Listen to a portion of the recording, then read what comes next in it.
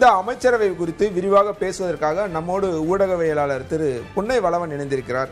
வணக்கம் சார். வணக்கம் சார். முதல் கட்டமா இந்த அமைச்சரவை விரிவாக்கத்தை எப்படி பாக்குறீங்க? அமைச்சரவைக்கான அந்த என்ன அடிப்படையில் 23 பேர் தேர்வு செய்யப்பட்டிருக்காங்க. இதுல 2 பேர் கூட்டணி கட்சியில இருக்க காங்கிரஸ்.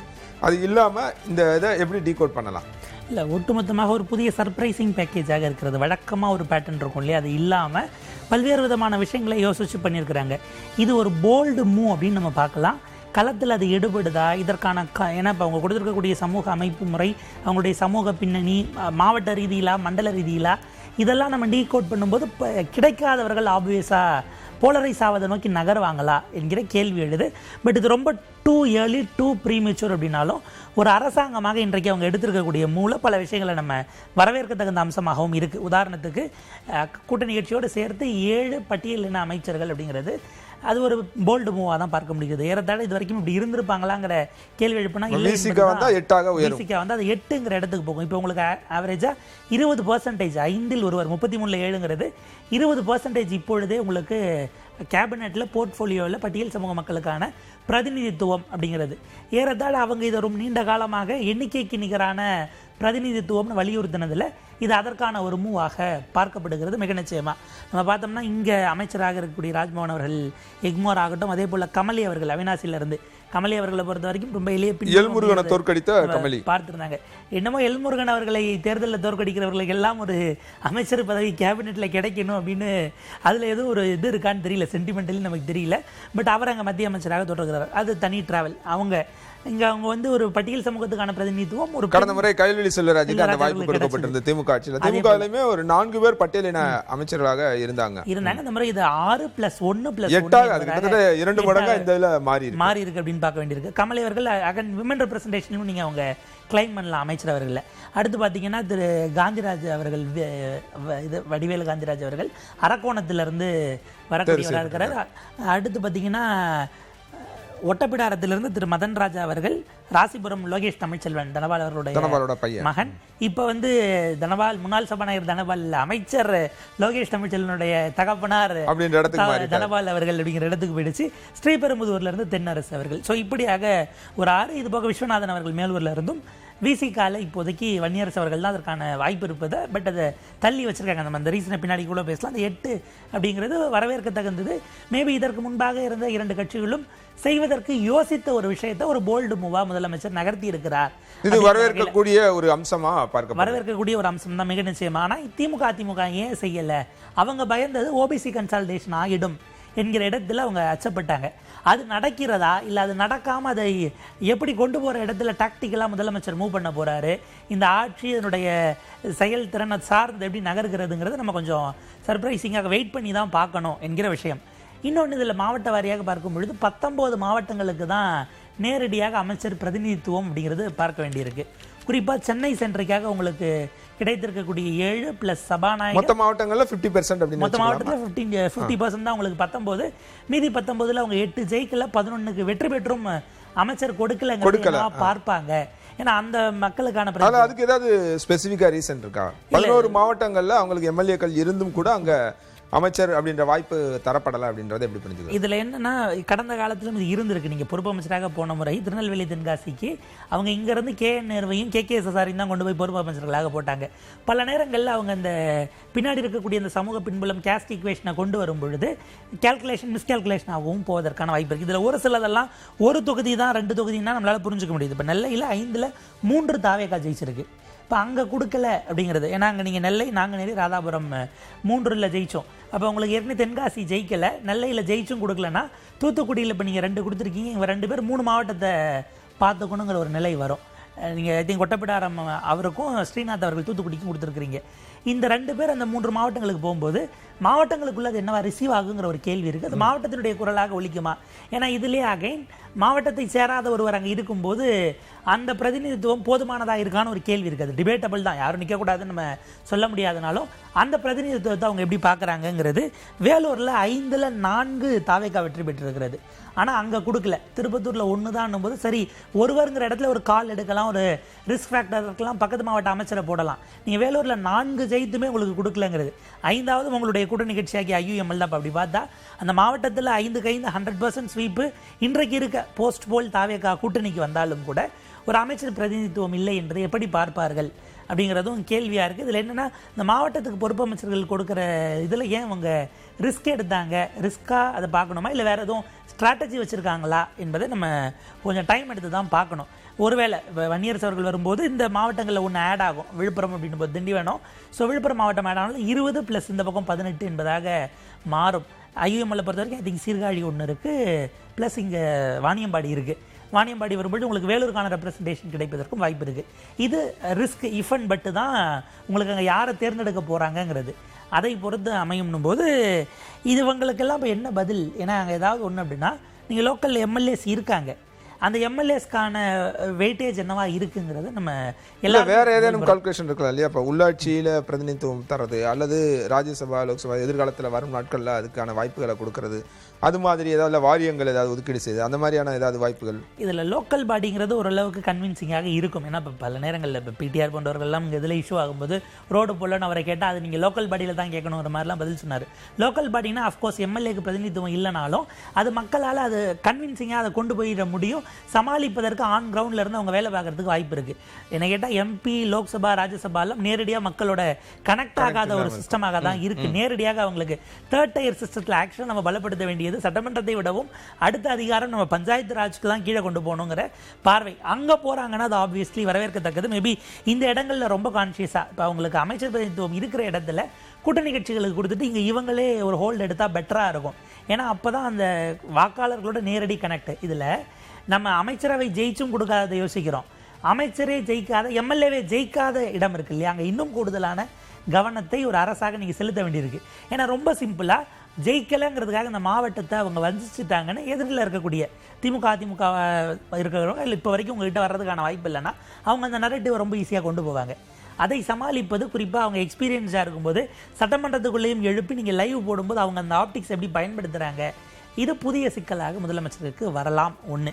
அதே போல் நம்ம மகளிருக்கானது பார்த்தோம், 4 பேர். அவங்க கீர்த்தனா அவர்கள் ஏற்கனவே தொழில்துறை அமைச்சர், கமலி அவர்கள், விஜயலட்சுமி அவர்கள், ஜெகதீஸ்வரி அவர்கள். இல்லை அதுலேயும் ரொம்ப குறிப்பாக 4 அமைச்சர்கள் ஒரே அமைச்சரவையில் ஒரே நேரத்தில் 4 பேர் அப்படின்றது ஒரு முக்கியமான இதைத்தான் பார்க்கப்படுகிறது. அப்படின்னும் போது அந்த அவங்களுக்கான முக்கியத்துவம் எந்த அளவுக்கு இருக்க போகுது? ஏன்னா இது வரைக்கும் நம்ம பார்த்ததுல 4 அமைச்சர்கள்ன்றது புதிது கிடையாது, ஆனால் ஒரே நேரத்தில் இருந்தாங்களா அப்படின்றது கேள்வி. அப்போ மறைந்த முதலமைச்சர் ஜெயலலிதா அம்மையார் ஜெயலலிதா இருந்தப்போ போது அந்த நேரங்களில் நிறைய பேர் இருந்தாங்க. அந்த டைமில் பார்த்தீங்கன்னா ஒரு 2 பெண் அமைச்சர்கள் இருப்பாங்க, அவங்கள நீக்கிட்டு அடுத்து ஒரு 2 பேரை போடுவாங்க. இந்த மாதிரி தான் இருந்ததே தவிர ஒரே நேரத்தில் 4 பேர் அப்படின்றது இது வரைக்கும் இல்லை அப்படின்றதான் நமக்கு தெரிய வருது. அப்படி இருக்கும்போது அது எந்த அளவுக்கு முக்கியத்துவம் பெறுது, அதுவும் இது கவனம் பெறுது அப்படின்னு தானே புரியுது. ரொம்ப கவனம் பெறக்கூடியது. ஏன்னா இவங்களை திரும்ப ஆரம்பத்தில் அவங்க கீர்த்தனா அவர்களுக்கு தொழில்துறை கொடுத்ததே புருவங்களை உயர்த்தக்கூடியதாகத்தான் இருந்தது. ஏன்னா பெரும்பாலும் நீங்கள் கொடுக்கும்போது மகளிர் நலம், குழந்தைகள் நலம், இந்த மாதிரி இல்லை சமூக நலத்துறை இப்படியே நிப்பாட்டுவதாகத்தான் அது இருந்தது. இல்லை அது கொஞ்சம் ஹெவி வெயிட்டாக தெரியலையா இப்போ கீர்த்தனாவுக்கு? ஏன் அது கவனம் பெற்றது அப்படின்னா, இப்போ கடந்த ஆட்சியில் டிஆர்வி ராஜா அதை கையில் வச்சிருந்தார். அப்படின்னும் போது இரட்டை இலக்கத்தில் தொழில் வளர்ச்சியை அவங்க வச்சிருந்தாங்க அப்படின்றத கடந்த கால அரசு ரொம்ப பெருமையாக சொல்லிட்டு இருந்தாங்க. அப்படின்னும் போது அதை நோக்கிய வளர்ச்சி, அதை தாண்டி ஒரு இடத்துக்கு போகணும் அப்படின்னா அது ஓரளவுக்கு அனுபவம் இருக்க ஒரு அமைச்சர்கள்ட்ட கொடுத்தா சரியா இருக்கும் அப்படின்றத பொதுவான பார்வையாக இருந்தது. ஆனால் அனுபவம் இல்லாத ஒரு புதியவராக கீர்த்தனாவுக்கு கொடுக்குறாங்க அப்படின்னும் போது அது எல்லாரும் புருவங்களும் உயர செய்தது அப்படின்னு தான் நம்ம பார்க்கணும். என்னன்னா அனுபவமிக்கவங்கிறதுனால 34 போர்ட்ஃபோலியோவும் செங்கோட்டையன் அவர்களுக்கு கொடுக்க முடியாதுங்கிற ஒரு சிக்கல் இருக்கு இல்லையா? இல்லை, இப்போ இதில் கூட்டணியில் உள்ள போகிறவங்களுக்கும் இதுதான் முதல் முறையை அமைச்சராக அவர்கள் பொறுப்பேற்கக்கூடியது. அவங்களும் ஃப்ரெஷர்ஸாக ஃபர்ஸ்ட் டைமர்ஸாக தான் நம்ம பார்க்கணும். காங்கிரஸ் 59 ஆண்டுகளுக்கு முன்பாக இருந்த அமைச்சர்கள் யாரும் இப்போ எக்ஸிஸ்டண்ட்டாக ஆக்டிவ் பாலிடிக்ஸில் இல்லை அவங்க காலமாக இருக்கக்கூடிய வாய்ப்புன்னும் போது தமிழ்நாட்டை பொறுத்தவரை இவங்க எல்லாருமே ஏறத்தாழ ஃப்ரெஷர்ஸ் தான். உங்களுக்கு எக்ஸப்ட் செங்கோட்டையன், மற்ற எல்லோரும் வேறு கட்சிகளில் பயணித்தவர்களாக வந்திருந்தாலும் கூட ஃப்ரெஷர்ஸ் தான். இதில் விமனுக்கான துறைகளை அடுத்து என்னென்ன கொடுக்குறாங்க மேபி போர்ட்ஃபோலியோ வந்து நமக்கு இன்னும் கிளாரிட்டி கிடைக்கும். யாராவது ஒருவருக்கு ஆப்வியஸாக மகளிர் நலன்னு சமூக நலத்துறை கொடுப்பாங்க, அது ஒன்றும் சாதாரணமானது இல்லை. அதுலேயே செய்ய வேண்டிய விஷயங்கள் பலது இருந்தாலும் கூட அந்த ஒரு ஸ்டீரியோ டைப் அல்லது ஒரு பழைய மரபு ஒரு ஃப்ரேம் இருக்கு இல்லையா, அதை உடைப்பதற்கானதாக அதை நம்ம பார்க்கலாம். பேராசிரியர் ஜவாஹிருல்லா அவர்கள் சட்டமன்றத்திலேயே கேட்டிருந்த சிறுபான்மையினர் குறிப்பாக இஸ்லாமியர்களுக்கான பிரதிநிதித்துவம் என்பது இப்போ ஒரு பரவேஷ்க்கு மட்டும்தான் கொடுக்கப்பட்டிருக்கு. ஐயுஎம்எல்லுக்காக வெயிட்டிங்கிற இடத்துல இப்போதைக்கு ஒன்று ஐயுஎம்எல் பட்டியல் இதில் வந்தாங்க அப்படின்னா 2 பேர் சிறுபான்மை அமைச்சர்களாக இருப்பாங்க. இதில் ஆப்வியஸாக ஒருவரை சிறுபான்மை நலத்துறை அமைச்சராக தான் கொடுக்கறதுக்கான வாய்ப்பு இருக்குது. அதுபோக இன்னொருவருக்கு என்ன கொடுக்குறாங்க? ஏன்னா கடந்த முறை ஒரே நேரத்தில் இவர் சாமு நாசர் அவர்களும் ஆவடி மன்னிக்கணும் செஞ்சி மஸ்தான் மஸ்தான் அவர்கள் ரெண்டு பேருமே இருந்தாங்க, ஒரே நேரத்தில் இருந்தாங்க. இவர் பால்வளம், அவர் இதுவாக இருந்தார், நம்முடைய சிறுபான்மையினர் நலத்துறை அமைச்சராகவே இருந்தார். அதுக்கு பிறகு அவர் விலக்கப்பட்டார், இவர் ஒருவர் தான் இருந்தார், துறை மாறினாங்க. பட் இப்படியான விஷயங்கள் வந்ததை பார்க்கும்போது அந்த பிரதிநிதித்துவம் என்னவாக இருக்கிறது என்கிற கேள்வி. அவர் பரவேஷ் அவர்களுக்கு இப்போ என்னன்னா IUML வர 2 நாள் ஆகுதுன்னா என்ன போர்ட்ஃபோலியோஸ் மிச்சம் வச்சிருக்காங்கன்னு நம்ம பார்க்க வேண்டியிருக்கு. சர்ப்ரைசிங்லி உங்களுக்கு ADMKக்கான ஸ்பேஸ் கதவுகள் முழுமையாக மூடப்பட்டு விட்டது என்பதையும் இந்த இடத்துல பொலிட்டிக்கலி அது ஒரு ஸ்டேட்மெண்ட். நேற்றைய தொல் திருமாவளவன் விடுதலை சிறுத்தை கட்சியோட தலைவர் தொல் திருமாவளவன் அதை கொடிட்டு காமிச்சாரு. எங்கிட்ட அவங்க அந்த மாதிரி சொல்லியிருக்காங்க, அதிமுக இப்ப பிரிந்து வந்து அதிமுக உறுப்பினர்கள் யாரும் அமைச்சரவையில் இடம்பெற மாட்டாங்க அப்படின்றத நேற்று சொல்லியிருந்தாரு. அதோட நீட்சியா தான் இதையும் பார்க்க அதை திரும்ப அவர்கள்ட்ட சொன்னாங்க. சரி, அதிமுக சொல்லிட்டாங்களாங்கிற கேள்விக்கு மேபி அவங்க யாரும் வந்து சொன்னது, ஏன்னா அந்த ப்ராமிஸ் பொதுவெளிக்கு வரல. இவங்க திரும்ப திரும்ப சோஃபாங்கிற லெவலோட இம்பார்ட்னாங்களே தவிர உரையாடல் என்ன நடந்துச்சுங்கிறது தெரியாத போது யாராவது ஒருவர் மேபி கொஞ்சம் காலம் கழித்து அரசியலேருந்து ரிட்டையர் ஆனால் அதெல்லாம் வெளியில் வருவதற்கு வாய்ப்பு இருக்குது. இப்போ அது அவர்களாகவே அவர்களை கைகளை சுட்டு கொண்டதாக தான் நம்ம பார்க்கணும். இதில் அமைச்சர்களுடைய பின்புலம் அப்படின்னு நம்ம சிலரை எடுக்கிறோம் அப்படின்னா பேக்ரவுண்டில் இருந்து நம்ம பார்த்தோம்னா ஒரு ஸ்ரீநாத் அவர்களை பொறுத்த வரைக்கும் அஃப்கோர்ஸ் ஒரு ஹெவி வெயிட்டான கீதா ஜீவன் அவர்களை ஜெயிச்சு வந்திருக்கிறார். முதலமைச்சருடைய நண்பர் அப்படிங்கிற ஒரு விஷயமும் இருக்குது. இதில் விஷால் அவர்கள் ஒரு விஷயம் சொன்னார். முதற்கட்டமாக அமைச்சரவை பட்டியல் வந்தபோது அவர் ராஜ்மோகன் அவர்கள்ட்ட நீங்கள் இன்ஃபர்மேஷன் அண்ட் பப்ளிசிட்டி கொடுக்குறீங்களே, அவருக்கு அதில் எக்ஸ்பீரியன்ஸ் இல்லைல்ல அப்படிங்கிற ஒரு விஷயத்தை எடுத்திருந்தார். அது கருத்தை அவர் பதிவு பண்ணியிருந்தார். மேபி ஸ்ரீநாத் அவர்களுக்கு அந்த பேக்ரவுண்ட் இருக்கிறதுனால எதுவும் போர்ட்ஃபோலியோஸை மாற்றி அலாட் பண்ணுறதுக்கு வாய்ப்பு இருக்கா அப்படிங்கிறது நம்ம கொஞ்சம் காத்திருக்கோம். ஏன்னா அந்த துறை சார்ந்த பல கோரிக்கைகள் இவர் இருக்கும்போது இன்னும் கொஞ்சம் கிளாரிட்டியாக இருக்கும். ராஜ்மோகனுமே கூடுதலாக தான் அது இருக்கு. இப்போ 2 துறையை அவர் பார்த்துருக்காரு. தமிழ் வளர்ச்சி பார்க்குறாரு, பள்ளிக்கல்வித்துறை பார்க்குறாரு, கூடுதலாக தகவல் தொழில்நுட்பம் பார்த்துட்டு இருக்கு. அந்த இது வரும்போது தகவல் தொடர்பு துறையில், ஏன்னா அந்த இது இருக்கும்போது அதை மூவ் பண்ணிடுறது இன்னும் கிளாரிட்டி. ஏன்னா துறை சார்ந்த பேக்ரவுண்ட் எக்ஸ்பீரியன்ஸ் இருக்கிறதுனால நான் சொல்கிறேன். அடுத்து கமலி அவர்கள் நமக்கு தெரியும், எல்முருகன் அவர்கள் வந்தது. விஜயலட்சுமி அவர்களை பொறுத்த வரைக்கும் குமாரபாளையம், தங்கமணி அவர்களை ஜெயிச்சுட்டு வந்துருக்காங்க, மிகப்பெரிய வெயிட்டு. கட்சியை பொறுத்த வரைக்கும் துணை பொதுச் செயலாளர் பொசிஷன்லையும் இருக்கிறாங்க. ஸோ அது கட்சி ஹைராக்கியிலும் இருக்கக்கூடிய அந்த நிலையில் இருக்கிறவங்களுக்கான ஒரு அமைச்சர் பதவியாகவும் நம்ம அதை பார்க்கலாம். காஞ்சிபுரத்தினுடைய அமைச்சர் ரஞ்சித்குமார் அவர்களை பொறுத்த வரைக்கும் அவர் அங்கே தொழில் செய்யக்கூடியவராக, அவர் தொழிலதிபராக இருந்திருக்காரு. அவர் 2021 அமமுக கேண்டிடேட்டாக உத்திரமேரூரில் கண்டெஸ்ட் பண்ண ஒருவராகவும் இருக்கிறார் 21. இப்போ அவர் தாவைக்காவில் இணைந்து பயணப்பட்டு வந்திருக்கிறார். அதாவது அது ரசிகர் மன்றத்தினுடைய பேக்ரவுண்ட்லேருந்து வரல, ஆனால் அவர் இந்த முறை முதல் முறையாக அமைச்சர் வாய்ப்பு, முதல் முறை MLA, முதல் முறை அமைச்சர் அப்படிங்கிறதாக பார்க்கணும். கும்பகோணத்தை பொறுத்த வரைக்கும் திரு வினோத் அவர்கள், ஏன்னா அது தொடர்ந்து 6 முறை திமுக ஜெயித்த கோட்டை, அது 2 ஹேட்ரிக் எடுத்த கோசிமணி அவர்களும் சாக்கோட்டை அன்பழகனையும் தோற்கடித்து வந்திருக்கிறார்கள். அந்த மாவட்டத்தில் ஐ திங்க் அவர் ஒருவர் மட்டும்தான் போது அந்த பிரதிநிதித்துவத்தை கவர் பண்ணுவதாக பார்க்கலாம். திருவாடண்ணை ராஜீவ் அவர்களை பொறுத்த வரைக்கும் ரொம்ப இளைஞர், 33 வயது தான் அவருக்கு ஆகிறது. ஸோ ரொம்ப இளைஞர், அவருக்கான ஒரு ஸ்பேஸுங்கிறது நம்ம பலருடையும் பார்த்தீங்கன்னா அவங்க அப்படி ஒருத்தவங்க இருக்காங்கிறது விக்கிபீடியாவில் சும்மா பேசிக் இன்ஃபர்மேஷன் கூட போட முடியாத அளவுக்கு தான் பேக்ரவுண்ட் இருக்கிறது. அது முதல்ல ஒரு வரவேற்க தகுந்த ஒரு விஷயமா பார்க்கணும். ஒரு எளிய பின்புலம் அப்படிங்கிறது நம்ம வர்க்க ரீதியில் அல்லது அவங்களுடைய எக்கனாமிக் ஸ்டேட்டஸை சொல்ல வேண்டாம், இதில் சமூகத்தில் அவங்களுடைய பவர் இன்ஃப்ளூயன்ஸ் என்னவாக இருந்தது என்கிற இடத்தில் இருந்தால் பலரும் அந்த மாதிரி ஸ்கிராட்சில் இருந்து வந்தவர்களாக இருக்கிறார்கள் அப்படிங்கிறத கவனிக்கணும். ஒட்டப்பிடாரத்தை பொறுத்த வரைக்கும் போது தூத்துக்குடிக்கு 2வது அமைச்சராக அவர் மதன் ராஜ் அவர்கள் இருக்கிறாரு. ஈரோட்டை பொறுத்த வரைக்கும் ஈரோட்டுக்கும் இது 2வது அமைச்சராக இருக்குது இவர் விஜய் பாலாஜி அவர்கள். ஏற்கனவே செங்கோட்டையன் அவர்கள் இருக்கும்பொழுது அவர் 2வது அமைச்சராக இருக்கிறார். லோகேஷ் தமிழ்ச்செல்வன் அஃப்கோர்ஸ் அவர் தனபால் அவர்களுடைய ஐடென்டிட்டியை தாண்டி நம்ம வந்தாலும் சிட்டிங் அமைச்சரை 3வது இடத்துக்கு தள்ளி மதிவேந்தன் அவர்கள் இது பண்ணிட்டு ராசிபுரத்தில் ஜெயிச்சு வந்திருக்கிறார். தென்னரசு 36 வயது தான் அவருக்கு. நம்ம அரசியலை பொறுத்த வரைக்கும் நீங்கள் 50 வயது இன்னைக்கு இளைஞர்கள்ங்கிற பழைய மரபுகளும் உடைத்து 40 கீழே அப்படிங்கிறது. கில்லி சிறந்த ஒரு இதில் இருந்து வரக்கூடியவர். ஏன்னா அந்த கில்லின்னும் போது பணம் வந்த சமயத்தில் அவர் இல்லை ரசிகர் மன்றத்தில் இருந்திருந்தாலும் அந்த பேக்ரவுண்ட்லேருந்து ஒரு 7 பேருக்கு மேலவே உங்களுக்கு அந்த பேக்ரவுண்ட்லேருந்து வரவங்களா இருக்கிறாங்க. விக்னேஷ் அவர்களும் ரொம்ப இளம் வயது தான், 38 வயது தான் ஆகிறது. அதே போல் ராஜபாளையத்தில் இருந்து வந்திருக்க அமைச்சராக இருக்கிறவங்க அவங்களுக்கு வயது இப்போ 40. ஜெகதீஸ்வரி அவர்களை பொறுத்த வரைக்கும். ஸோ ஒரு என்ன சொல்கிறது, ஒரு வைப்ரண்ட்டான அமைச்சரவையாக அது இருக்கிறது.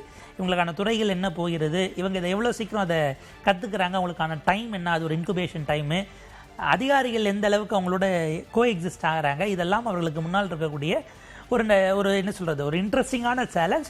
பட் அதை அவங்க எடுத்து செய்யட்டும், ஏன்னா நம்பிக்கையை வைத்து மக்கள் கொடுத்துருக்கிறார்கள் அப்படின்னும் போது அதில் என்ன பண்ண போகிறாங்கங்கிறது நம்மளும் அவங்கள மாதிரியே அவளாக காத்திருந்து பார்க்கலாம்.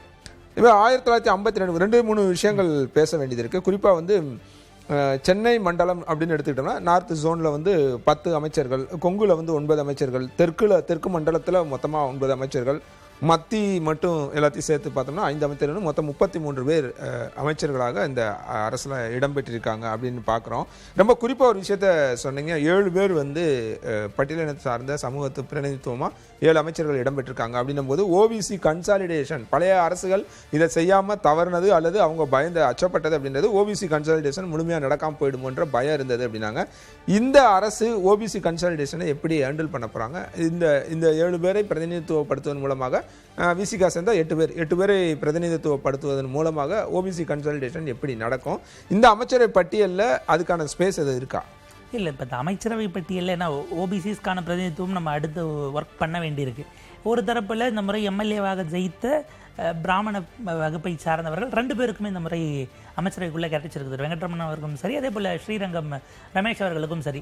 இப்போ இது வந்து அதாவது அவங்க எலெக்டடில் 100% பிரதிநிதித்துவம் என்பதாக ஒரு பக்கம் இருக்குது. இன்னொரு பக்கம் இந்த எக்ஸ்ட்ரீமில், இது வந்து நம்ம எக்ஸ்ட்ரீம்னு பேசுகிறோம். ஆக்சுவலாக சோஷியல் இதில் நம்ம கன்ஸ்ட்ரக்ட் அப்படி இருக்கிறதுனால இது ஒரு எக்ஸ்ட்ரீம் அது ஒரு எக்ஸ்ட்ரீம் நம்ம பேசுகிறோமே தவிர அந்த கோ எக்ஸிஸ்டன்ஸை நோக்கி நகர்றாங்க. ஓபிசிஸில் அமைச்சர்கள் பவர் சென்டர்ஸாக, நம்ம பவர் சென்டர் இல்லைன்னு அவர் சொல்லியிருந்தாலும் கூட நான் சொல்கிறது அதிகாரம் பொருந்திய இலாக்கா, அதன் மூலமாக அவங்கள சுற்றி ஒரு டீமை ஃபார்ம் பண்ணுறது, இதில் இருந்து தான் அது அடுத்தடுத்த கட்டத்துக்கு பெனட்ரேட் ஆகும்னு நான் நினைக்கிறேன். ஏன்னா இப்போ இதில் எங்கே சிக்கல் வரும்னா, எதிர்த்தரப்பில் இருக்கக்கூடியவர்கள் அந்த ஓபிசி கன்சால்டேஷனை அறுவடை செய்யக்கூடிய இடத்துக்கு போகாமல் அங்கே செதறிச்சுன்னா இது இவங்களுக்கு லாபமாக இருக்கும். ஒன்று இவங்களுக்குள்ளே நாங்கள் அப்படி ஒரு எண்டுக்கு மட்டும் இருக்கக்கூடியவர்கள் இல்லைன்னு அவங்கள அப்ரோச் பண்ணி அந்த ஒரு உரையாடல் நிகழ்த்த வேண்டியிருக்கு. கட்சியில் இருக்கக்கூடியதில் இப்போ போர்ட்ஃபோலியோ அலோகேஷன் நமக்கு வந்ததுன்னா ப்ராபப்ளி அந்த இடத்துல அது எந்த அளவுக்கு பொசிஷன் கொடுக்குறாங்க ஓபிசி மினிஸ்டர்ஸ்க்குங்கிறத புரிஞ்சுக்க முடியும். நீங்கள் இப்போ சவுத் சார்ந்து போகிறீங்க, இல்லை மத்தியில் உங்களுக்கு வருது அப்படின்னா உங்களுக்கு அந்த இடம் நீங்கள் திரும்ப அங்கே நீங்கள் ஜெயிக்கணும்னா கம்மியாக எம்எல்ஏக்கள் ஜெயித்த இடத்துல அமைச்சர்களும் கம்மியாக கொடுத்து பொறுப்பு அமைச்சர்களும் போடாத சூழல் போச்சுன்னா அது ஆப்வியஸாக கன்சால்டேஷனை போய் சேரும். திமுக அதிமுக இப்போ என்ன கார்டை கிரவுண்டில் எடுத்து ப்ளே பண்ண போகிறாங்க என்பதிலிருந்து அது தொடங்கும்னு நான் பார்க்குறேன்.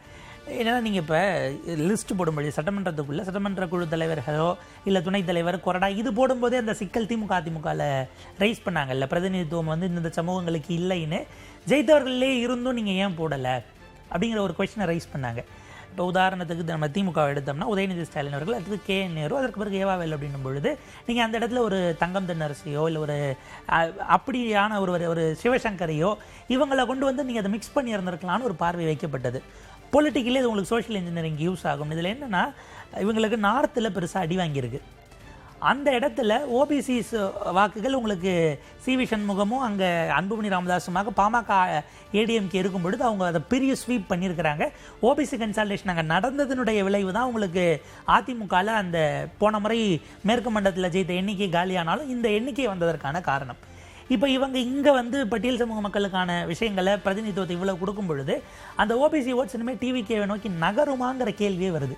அவர் விக்கிரவாண்டியில் நடத்திய போது அங்கே இருக்கக்கூடிய வன்னியர் சமூக மக்களுக்கும் சரி பட்டியல் சமூக மக்களுக்குமான ஒரு அந்த பபுளுக்குள்ளே அவர் இதுவரைக்கும் அடைக்கப்படாமல் இருந்தார். எலெக்ஷனுக்கு பிறகு தான் அவரை கொண்டு போய் இப்போ மற்றவர்கள் அவருடைய ஐடென்டிஃபிகேஷனில் அவருடைய பெயரை சேர்த்து ஜோசப் விஜய்ன்னு சொல்லும் பொழுது ஒரு பபுளுக்குள்ளே அடைக்கிற முயற்சியை எதிர்த்தரப்பு செய்கிறாங்களான்னு கேள்வி வருது. பட் அந்த கேஸ்ட் இதுக்கு அப்பாற்பட்டு நின்ற நிலையிலிருந்து இந்த அமைச்சரவை ஒரு சிக்கலை தாவேக்கா என்கிற கட்சிக்கு கொடுத்துருக்கிறது. இது நமக்கு எங்கே தெரிய வரும்னா அடுத்து லோக்கல் பாடிஸை நோக்கி போகும்போது உள்ளுக்குள்ளே, ஏன்னா அது ரொம்ப கம்மியான ஆட்கள் தான், உங்களுக்கு 1000 ஓட்டு அதுக்கும் கம்மியானது தான் போது அந்த போலரைசேஷன் ரொம்ப ஸ்ட்ராங்காக இருப்பதற்கான வாய்ப்பு இருக்குது. இதே ஃபேக்டர் இவங்க மத்திய மண்டலத்துக்கு உங்களுக்கு டெல்டாவோ இல்லை அங்கே நகர்றாங்க அப்படின்னா அங்கே இது என்னவா ரியாக்ட் ஆக போகுது, உங்களுக்கு திருச்சி ப்ளஸ் டெல்டான்னு வரும்போது அதுங்க இந்த கன்சால்டேஷனில் இப்போ என்னென்னா திமுக அதிமுக எப்படி அதில் ஒர்க் பண்ண போகிறாங்க, இதை விட முக்கியமாக சோஷியல் இன்ஜினியரிங் என்கிற இடத்தில் இருக்கும் பாஜக என்ன செய்ய போகிறது. ஏன்னா அவங்களுடைய ட்ரெடிஷ்னல் ஓட் பேங்க்ஸை சவுத்தில் இழந்திருக்கிறாங்க. மற்ற இடங்களிலுமே கூட வழக்கமாக அவங்களுக்கு பாரம்பரியமாக போட்டவர்கள் இப்போ பூத் வைஸ் அனாலிசிஸை பிஜேபி கொஞ்சம் கான்ஷியஸாக பண்ண ஆரம்பிச்சிருக்காங்கிறாங்க. அவங்க சைலண்ட்டாக இல்லை, டேட்டாஸ் எடுத்துகிட்டு இருக்கிறாங்க. அவங்களுடைய ட்ரெடிஷ்னலாக விழுந்த வாக்குகள் எப்படி அங்கேருந்து எரோட் ஆச்சுங்கிறதெல்லாம் ஒர்க் பண்ணிகிட்டு இருக்காங்கன்னு. இப்போ இதற்கு பிறகு அதை நோக்கியதாக இது நகரும். அதாவது நம்ம இதுவரைக்கும் பார்க்காத ஒரு முதல் முயற்சி போல்டு மூவ் அப்படின்ற மாதிரி அடுத்த 5 ஆண்டுகளுமே இந்த சோஷியல் ஈக்குலிபிரியத்தை எப்படி முதலமைச்சர் கொண்டு செல்ல போகிறார், சோஷியல் இன்ஜினியரிங் இந்த மாதிரி இருக்கு. சோஷியல் இன்ஜினியரிங் தகுந்த மாதிரி அந்த சமநிலைங்கிறது இவங்களையும் பேலன்ஸ் பண்ணி இவங்களையும் பேலன்ஸ் பண்ணி, ஏன்னா நீங்க எல்லோருக்குமான விஷயங்களை நீங்க செய்ய வேண்டிய ஒரு அரசாக நீங்க இருக்கிறீங்க. அந்த இடம்ங்கிறது இன்னும் சவாலானது. அவர் அஃப்கோர்ஸ் அவர் நினைக்கிறார் சாதி மதங்களுக்கு அந்த பபுளுக்குள்ள நம்ம அடங்கிடக்கூடாதுன்னு அவர் நினைச்சாலும் ரியல் டைம்ல களம் அப்படி இல்லை. அதுதான் இப்போ அவருக்கு முன்பாக இருக்கக்கூடிய பெரும் சவாலாக. கவர்னன்ஸ் ஒரு பக்கம் அப்படின்னா இந்த ஈக்குவேஷன்ஸ்குள்ளே அடிபடாமல் அவர் எப்படி நகர்ந்து போகிறார். எம்ஜிஆரையும் கடந்த காலத்தில் அப்படி தானே பார்த்தாங்க. பட் ஆனால் அவர் அந்த பேலன்ஸை கொண்டு போனார். அது அவருக்கும் சவாலாக இருந்தது. அதுக்கு தகுந்த கணக்குகளை அவங்க கேண்டிடேட் லிஸ்ட்லேருந்தே அவரும் செஞ்சார். சில இடங்கள் எக்ஸப்ஷனாக எடுத்த போல்டு மூவை அவங்க கம்ப்ளீட்டாக செஞ்சுட்டாங்கன்னு நம்ம சொல்லிட முடியாது. அவங்க ஸ்டேச்சர் அந்த லெவலுக்கு இருந்திருந்தாலும் இந்த ஈக்குவேஷனுக்கு உட்பட்டு சில விதிமுறைகளுக்கு உட்பட்டு செய்ததை போல தான் முதலமைச்சர் விஜய் அவர்களும் செய்ய வேண்டியிருக்கும். லோக்கல் பாடிக்குள்ளே இதில் ஓரளவுக்கு விஷயங்கள் நமக்கு தெளிவாயிடும். ரைட். 52க்கு பிறகாக இப்போ ஒரு கூட்டணி ஆட்சி அப்படின்றது எப்படி பார்க்கப்படுகிறது? இல்லை 52க்கு பிறகாக அப்படின்னா தமிழ்நாடு மக்கள் அப்படி கூட்டணி ஆட்சியின் மீது ஒரு அவர்ஷன்லாம் இது வரைக்கும் இருந்ததில்லை நம்ம புரிஞ்சுக்க முடியுது. இல்லை, இதற்கு முன்பாக இருந்த அரசுகள் இப்போ முன்னாள் முதலமைச்சர் மு.க. ஸ்டாலின்ல தொடங்கி எடப்பாடி வரைக்கும், அதிமுக பொதுச்செயலாளர் எடப்பாடி வரைக்குமே அவங்க எல்லாம் சொன்னது என்ன அப்படின்னா, கூட்டணி ஆட்சியை தமிழக மக்கள் ஏற்றுக்கொள்ள மாட்டார்கள், தமிழகம் வந்து அதை ஏற்றுக்கொண்டது கிடையாது, இது வரைக்கும் அப்படியான பழக்கம் இங்கே கிடையாது, தமிழக மக்கள் ஏற்க மாட்டார்கள் அப்படின்னு சொல்லிட்டு வந்த இடத்துல அந்த இதெல்லாம் உடைத்து இப்போ வந்து ஒரு கூட்டணி ஆட்சி அப்படின்றத கட்டமைச்சிருக்காங்க. அப்படின்றத எப்படி பார்த்துக்கிறது?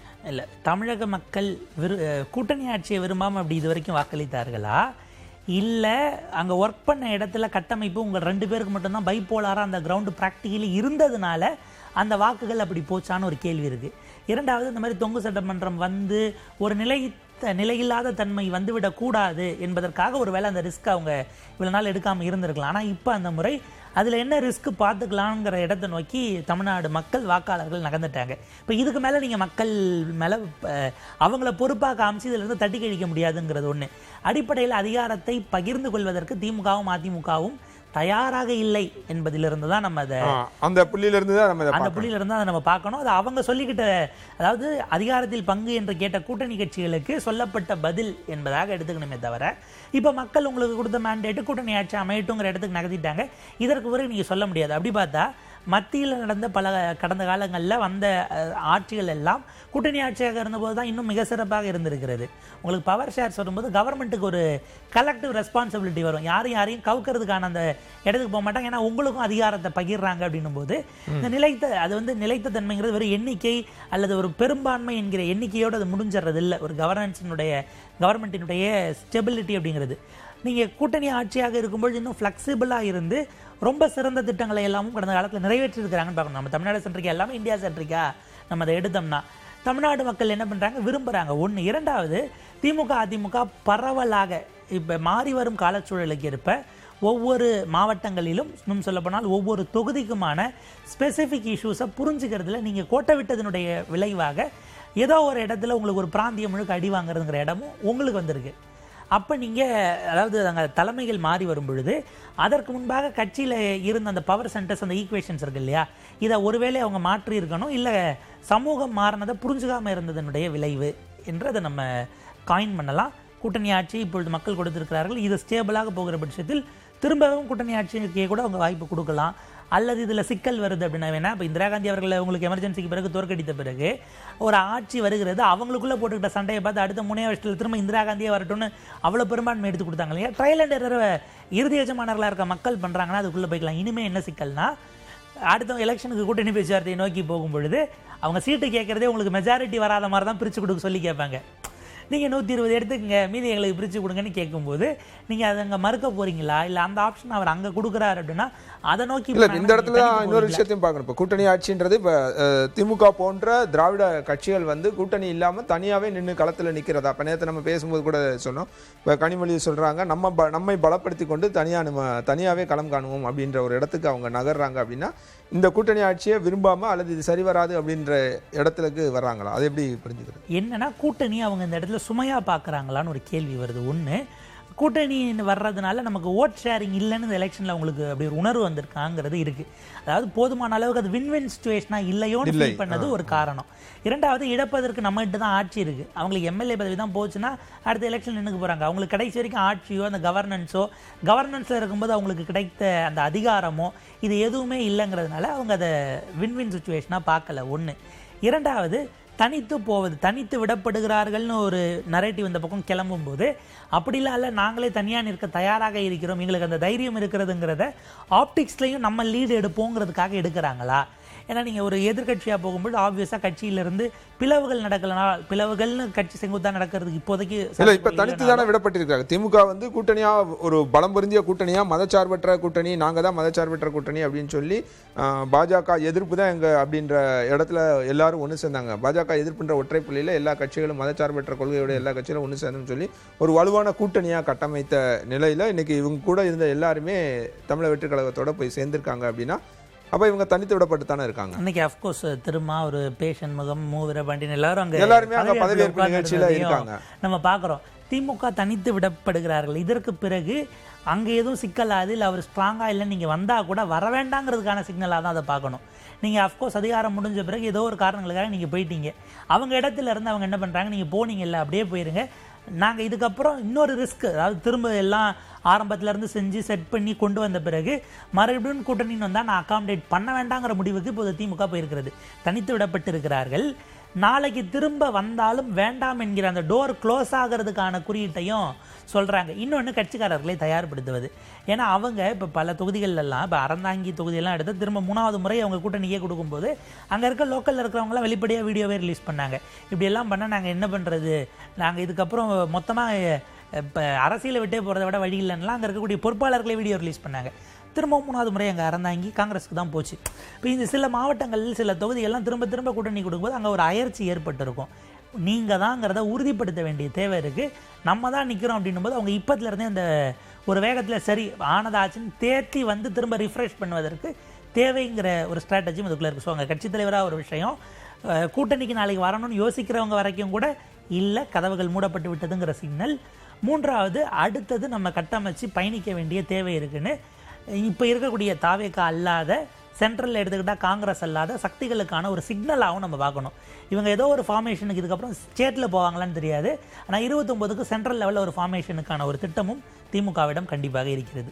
நிறைவாக இந்த அமைச்சரவையை எப்படி புரிஞ்சுக்கலாம்? இப்போ பெண்களுக்கான பிரதிநிதித்துவம் போதிய அளவுக்கு கொடுத்துருக்காங்க, பட்டியலினத்தவர்களுக்கு போதிய அளவுக்கு பிரதிநிதித்துவம் கொடுத்துருக்காங்க. இங்கே சிறுபான்மை இப்போ 2 அமைச்சர்கள், இஸ்லாமியர்களுக்கு அப்படின்றது ஒரு 2 பேருக்கான வாய்ப்புகள் இருக்குது அப்படின்றத நம்ம பார்க்குறோம். மாற்றுத்திறனாளிகளுக்கான வாய்ப்பு எந்த அளவுக்கு இங்கே கொடுக்கப்பட்டிருக்கு? அப்புறம் ஒட்டுமொத்தமாக இந்த அமைச்சரவையை நம்ம எப்படி பார்க்கலாம்? இது வரைக்கும் இருந்த அமைச்சரவையும் இந்த அமைச்சரையும் ஒப்பிட்டு பேசுனா எப்படி பார்க்கலாம்? இப்போ மாற்றுத்திறனாளிகள் இதுவரை அது ஆக்சுவலி கரெக்டாக இருக்கணும்னா இது வரைக்கும் எனக்கு தெரிந்து 2 முறை தான் வெற்றி பெற்று வந்திருக்கிறார்கள். ஏற்கனவே திமுகவினுடைய அமைச்சரவையில் திமுகவினுடைய வெற்றி பெற்று 2006 நினைக்கிறேன். அந்த பீரியடில் திமுகவின் சார்பாக ஒருவர் வென்றிருந்தார். இப்போ ஒருவருங்கிறதோடு நிற்கிறது. அது ஏன் பிரதிநிதித்துவம்னா என்னென்னா, எல்லாமே இப்போ பரீட்சார்த்த முயற்சியாக தான் இருக்குது. நீங்கள் சமூக நீதி எல்லோருக்குமானதுன்னு பேசினாலும் கூட அதை கொஞ்சம் கொஞ்சமாக தான் கிராஜுவலாக நீங்கள் வந்து சமூகத்தை அதற்கு பழக்க வேண்டிய தேவை இருக்குது. 1. 2வது, அது ஏதோ ஒரு வகையில் பேக் ஃபயர் ஆகுது என்று சொன்னால் அதற்கான விலை பெரிதாக இருக்குமோன்னு அந்த ரிஸ்க் எடுக்கிறதுக்கு ஆட்சியில் இருக்கிறவங்க அச்சப்படுறாங்க. ப்ராக்டிக்கலி யோசிச்சோம்னா அது அப்படி தான் போகும். எனவே இதுக்கு ஒரு நீண்ட காலம் அவர்களுக்கும் தேவை, இந்த உரையாடலை சமூகத்திடம் நிகழ்த்த வேண்டியது தேவையும் இருக்குது. இந்த ரிஸ்கில் இருந்து தான் அவங்க 50-50 தான் நீங்கள் ஒன்று கொண்டு வர முடியும். எடுத்தடுப்பில் இப்போ ஒரு அது அவங்க நினச்சி போட்டது ஓஎஸ்டியை கொண்டு வரும்போது அது அக்செப்டன்ஸ் இருக்கும்னு நினச்சாங்க. ஒரு பேக் ஃபயர் ஆகும் பொழுது இனிமேல் ஒவ்வொன்றையும் அவங்க யோசிக்கணும். அந்த அரசுக்கு அந்த நெருக்கடி இருக்குது. முதல் முறை செய்யும் பொழுது எப்படி ரியாக்ட் பண்ணுவாங்கன்னு எல்லாத்தையுமே ஏதோ ஒரு மர்மப்படம் மாதிரி அடுத்து என்னன்னு தெரியாத ஒரு ஸ்பேஸ் இருக்குது. அமைச்சரவைன்னு வரும்போது இத்தனை புதுமுகங்கள், ஏறத்தாழ உங்களுக்கு நம்ம ப்ராப்ளி போனோம்னா 67 முதல் கவர்மெண்ட் எடுத்த போது அன்றைக்கு இருந்த யாருக்கும் அமைச்சர்களாக இருந்த ஒரு விஷயம் இருந்திருக்காது, ஒரு எக்ஸ்பீரியன்ஸ் இருந்திருக்காது. எம்ஜிஆர் வரும்போது கூட அங்கே சீனியர்ஸ் உங்களுக்கு அமைச்சரவையில் ஜாயின் பண்ணிட்டாங்கங்கிற ஒரு பாயிண்ட் இருந்தது. பட் இங்கே வரும்போது அது ஒரு ஃப்ரெஷ் ஃபேஸாக இருக்குது. அவங்கள நம்பி பேக்கில் இருந்தவங்க ஒரு இளம் தலைமுறையினுடைய மாற்றமாக அவங்கள பார்த்துருக்குறாங்க. அப்படியான ஒரு இடமாக நம்ம கவனிக்கணும். ஆனால் என்ன எண்ணிக்கை குறைவாக இருந்தது. அமைச்சரவை அண்ணா உட்பட உங்களுக்கு அது சிங்கிள் டிஜிட்டில் தான் இருந்தாங்கனாலும் இன்றைக்கி எண்ணிக்கை கூடியிருக்கிறது. இவங்க ஒவ்வொருவருக்கும் முதலில் இருக்கக்கூடிய பொறுப்பு அவங்க அந்த துறைகளை தெரிந்து கொள்வது என்பதை தாண்டி தேவையில்லாமல் சர்ச்சையில் சிக்கக்கூடாதுங்கிறது அவங்களுக்கான முதல் சிக்கலாக இருக்குது. இப்போ நேற்று வரைக்கும் இன்றைக்கு பொறுப்பேற்றிருக்கக்கூடிய மாண்புமிகு அமைச்சர்கள் சில மேலே எங்கே போனாலும் ஆய்வுக்கு போகும்போது கேமரா டீமோட போகிறாங்கிற விமர்சனம் எல்லாம் இருக்குது. அது செய்யறது செய்யாதது அதனுடைய ப்ரொசீஜர்ஸ் அதெல்லாம் வேறு. ஆனால் இந்த மாதிரியான விஷயங்கள் எந்த சோஷியல் மீடியா இவங்களுக்கு ஸ்ட்ரென்த்தாக இருந்ததோ எலெக்ஷனில், அதே சோஷியல் மீடியா இவங்களுக்கு இப்போது இவங்க ஒரு சின்ன தவறு செய்தால் கூட பெரிதுபடுத்தி காட்டுவதற்கான எல்லா வகையிலும் தயாராக இருக்கிறது. என்ன பண்ணாலும் முதல்ல நாங்கள் தான் தட்டி கேட்போன்ற வகையில் விர்ச்சுவல் வாரியஸை கூட நாளைக்கு அந்த கேள்விகளை எழுப்பலாம். ஒரு கவர்னன்ஸ் அப்படின்னும் போது அவர்கள் புரிந்து கொள்வதற்கான வாய்ப்பு, அடுத்து தங்களை மென்மேலும் மெருகேற்றிக் கொள்வதற்கான வாய்ப்பு, இது எல்லாம் கடந்ததாக இருக்கிறது. ஓவரால் கலெக்டிவ் கோல் என்னன்னு நீங்கள் மேபி முதலமைச்சர் கேபினெட் மீட்டிங் ஃபுல் ஃப்ளெஜ்டு ஒரு மீட்டிங் போடுறாரு அப்படின்னா நமக்கு ஒரு விஷனை நோக்கி அவங்க செட் பண்ணலாம். அடுத்த ஓராண்டு இல்லை 2 ஆண்டுக்கான இலக்கு. இல்லை, நான் கேட்குறது இப்போ திராவிட மாடல் அரசுன்னு சொன்னாங்க, 2.0 வரப்போகுதுன்னு சொன்னாங்க. இப்போ ஒரிஜினலி திராவிட மாடல் அல்லது சமூக நீதிக்கான அரசு அப்படின்னு இதை பார்க்கறது சரியாக இருக்குமா? இப்போ எண்ணிக்கையின் அடிப்படையில் பார்த்தா குவான்டிடேட்டிவாக அது கிராஸ் பண்ணிருச்சு. குவான்டிடேட்டிவாக இந்த பிரதிநிதித்துவம் என்பது கிராஸ் பண்ணியிருக்கு. இதனுடைய பாசிட்டிவ்ஸ் நெகட்டிவ்ஸ் இது எப்படி இன்னொரு சைடு ரியாக்ட் ஆகுதுங்கிறத நம்ம கிரவுண்டில் பொறுமையாக ஈவன் சொல்லி பார்க்கணும். எண்ணிக்கையின்படி முடிஞ்சு போச்சு. குவாலிட்டேட்டிவா அப்படின்னும் போது அவங்களுக்கு ஒதுக்கப்படுகிற போர்ட்ஃபோலியோக்கள், இலாக்காக்கள், அது சார்ந்த ஒரு குவாலிட்டேட்டிவ்னஸ் நீங்கள் உள்ளே கொண்டு வரலாம்.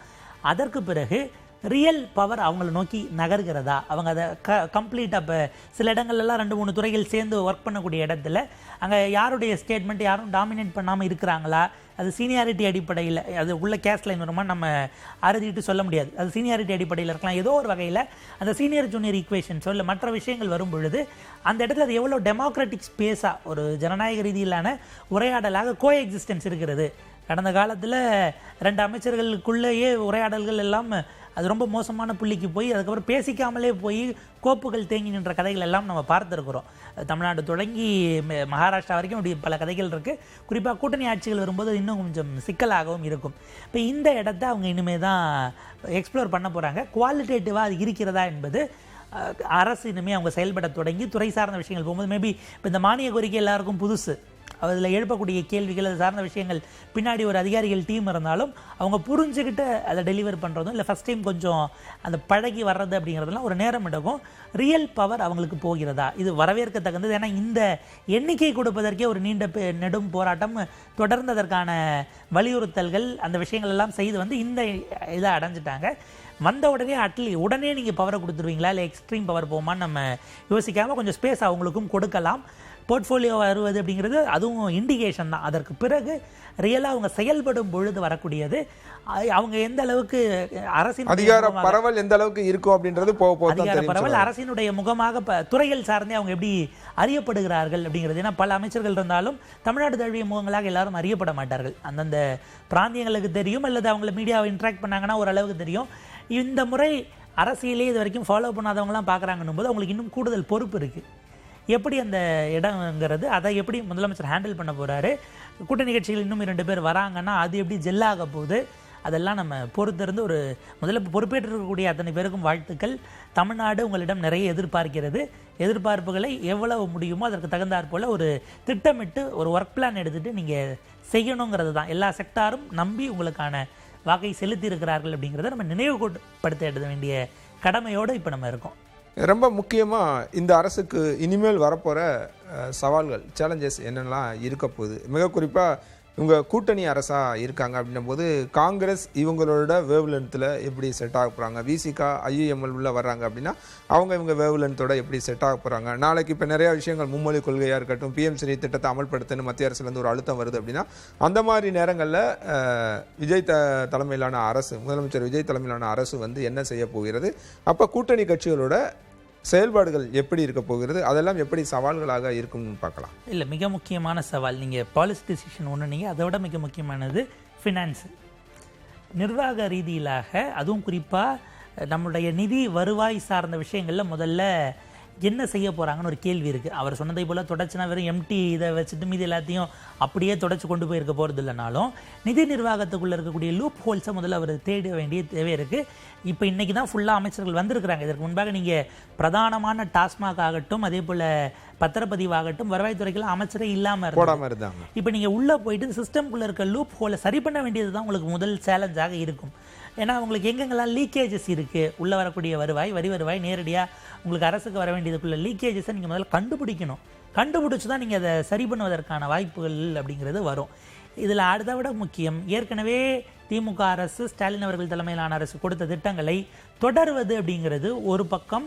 அதில் எல்லாத்தையும் நீங்கள் கட் பண்ணிட முடியாது. தொடர்வதுங்கிறதுக்கான ஒரு நிதி தேவை என்பது, நிதி ஆதாரம் ஏற்கனவே தேவை இருக்கும்போது உங்களுடைய கனவு திட்டங்களாக நீங்கள் அறிவித்ததை புதுசாக கொண்டு வரதுக்கு இன்னும் கூடுதலாக தேவைப்படும். ஒரு தோராயமாக கடந்த எஸ்டிமேட்டில் கடைசி பட்ஜெட் படி தொடர்வதற்கு ஸ்டாலின் அவர்களுடைய அரசுக்கு 66,000 கோடி ஆண்டுக்கு தேவைப்பட்டது. இவர் அறிவிச்சிருக்கிறதுல மினிமம் 1 லட்சம் கோடி, ஒரு அப்பயே 1.76 லட்சம் கோடி ஏதோ கடன் வாங்க போறதாக கடந்த பட்ஜெட் லாஸ்ட் பட்ஜெட்ல அவங்க சொல்லியிருந்தாங்க. இப்போ ஸ்டாலின் அவர்களுடைய திட்டங்களையும் நீங்கள் சிலதெல்லாம் கைவிட முடியாத நிலை இருக்குது. உதாரணத்துக்கு காலை உணவு ஆஃபீஸாக கை வைக்க முடியாது. நீங்கள் தமிழ் புதல்வன் ஆகட்டும், மற்றபடி பெண்களுக்கான அந்த 1000 ரூபாய் ஆகட்டும், இதை நீங்கள் 2500 உயர்த்த டைம் எடுக்கலாம். பட் அந்த 1000 நிறுத்த முடியாது. இதுக்கு தனியாக நீங்கள் ஒரு ஏற்கனவே இருக்கக்கூடிய எக்ஸிஸ்டிங் சிஸ்டத்துலேருந்து இதுக்கான ஃபண்டை தான் அவங்க முடிஞ்ச மட்டும் எடுத்துகிட்டு இருந்திருப்பாங்க. இப்போ உங்களுடைய கனவு திட்டங்களை நீங்கள் அப்படியே நிறுத்த முடியாது. இந்த இடம் மிக சிக்கலான ஒரு விஷயமா இருக்கும். இரண்டாவது, அதிகாரிகள் அப்படிங்கிறவங்க இன்றைக்கு அமைச்சர்களை தாண்டியும் அவங்களுடைய பிஆர் அப்படிங்கிறது ரொம்ப ஒரு பீக்குக்கு போயிட்டுருக்கு. அது எப்படி ஒரு கண்ட்ரோலில் பிஆரை தாண்டி அவங்களுடைய ஃபங்க்ஷனிங்கை நீங்கள் எப்படின்னா அமைச்சரும் அதிகாரியும் கோ எக்ஸிஸ்ட் ஆகி தான் ஸ்மூத் ஃபங்க்ஷனிங்குள்ளே போகணும். எல்லாரும் ஃபஸ்ட் டைம்னும் போது அதிகாரிகள் அவங்கள டாமினேட் பண்ணிடக்கூடாது. அது ஒரு அபாயகரமான ஃபேக்டராக இருக்குது. இறுதி டிசிஷன் பொலிட்டிக்கல் ஹெட்ஸாக இருக்கிற இவங்க தான் எடுக்கணும்னாலும் அதை வந்து ட்ராவல் பண்ண வேண்டிய அந்த பார்த்து ஸ்மூத் செயலிக்காக கொண்டு போகக்கூடிய அதிகாரிகள் அமைச்சர்களை தாண்டி நாங்கள் முதலமைச்சர்கிட்ட பேசிக்கிறோம், இல்லை மேலே பேசிக்கிறோம்லாம் ஓவர் ஷேடோ பண்ணுறாங்கன்னா அது அனுமதிக்காமல் இருக்கிறதுங்கிறது அவருக்கு மிக முக்கியமான சவாலாக இருக்கும். ஏன்னா கடந்த முறை அதுதான் திமுக அரசில் நடந்தது. அமைச்சர்களோடே முதலமைச்சர்களுக்கான அந்த கம்யூனிகேஷனுங்கிறது 2-வே கம்யூனிகேஷனாக இல்லைன்னு ஒரு குற்றச்சாட்டு தொடர்ந்து இருந்து கொண்டிருந்தது. இந்த இடத்துல அதிகாரிகளுக்கும் இவங்களுக்கு மனஸ்மூத் செய்யலை. ஏன்னா அதிகாரிகள் எல்லாம் நேரடியாக முதலமைச்சருடைய இதுக்கு கீழே தான் வராங்க. பர்சனல் டிபார்ட்மெண்ட் அவருக்கு கீழே தானே வருது. ஸோ அவங்க அதிகாரிகள், செயலாளர் மற்றும் இந்த விஷயங்கள்லாம் வரும்போது நீங்கள் கட்சி தலைவராகவும் அந்த இடத்துல ஹேண்டில் பண்ண வேண்டியிருக்கு, அரசினுடைய தலைவராகவும் ஹேண்டில் பண்ண வேண்டிய இடம். அரசியல்வாதிகள், குறிப்பாக அமைச்சர்கள், அதிகாரிகளுக்கான இந்த ரேப்போர்ட்டை நீங்கள் எப்படி ஸ்மூத் செயலிங்காக கொண்டு போக போகிறீங்க அப்படிங்கிறது அவருக்கான இன்னொரு சவாலாக இருக்கும். மூன்றாவது தான் நம்ம தொட்ட மிக முக்கியமானது, பாஜக அரசுக்கு எதிராக உங்களை பொசிஷன் பண்ணிக்கிற விஷயம்.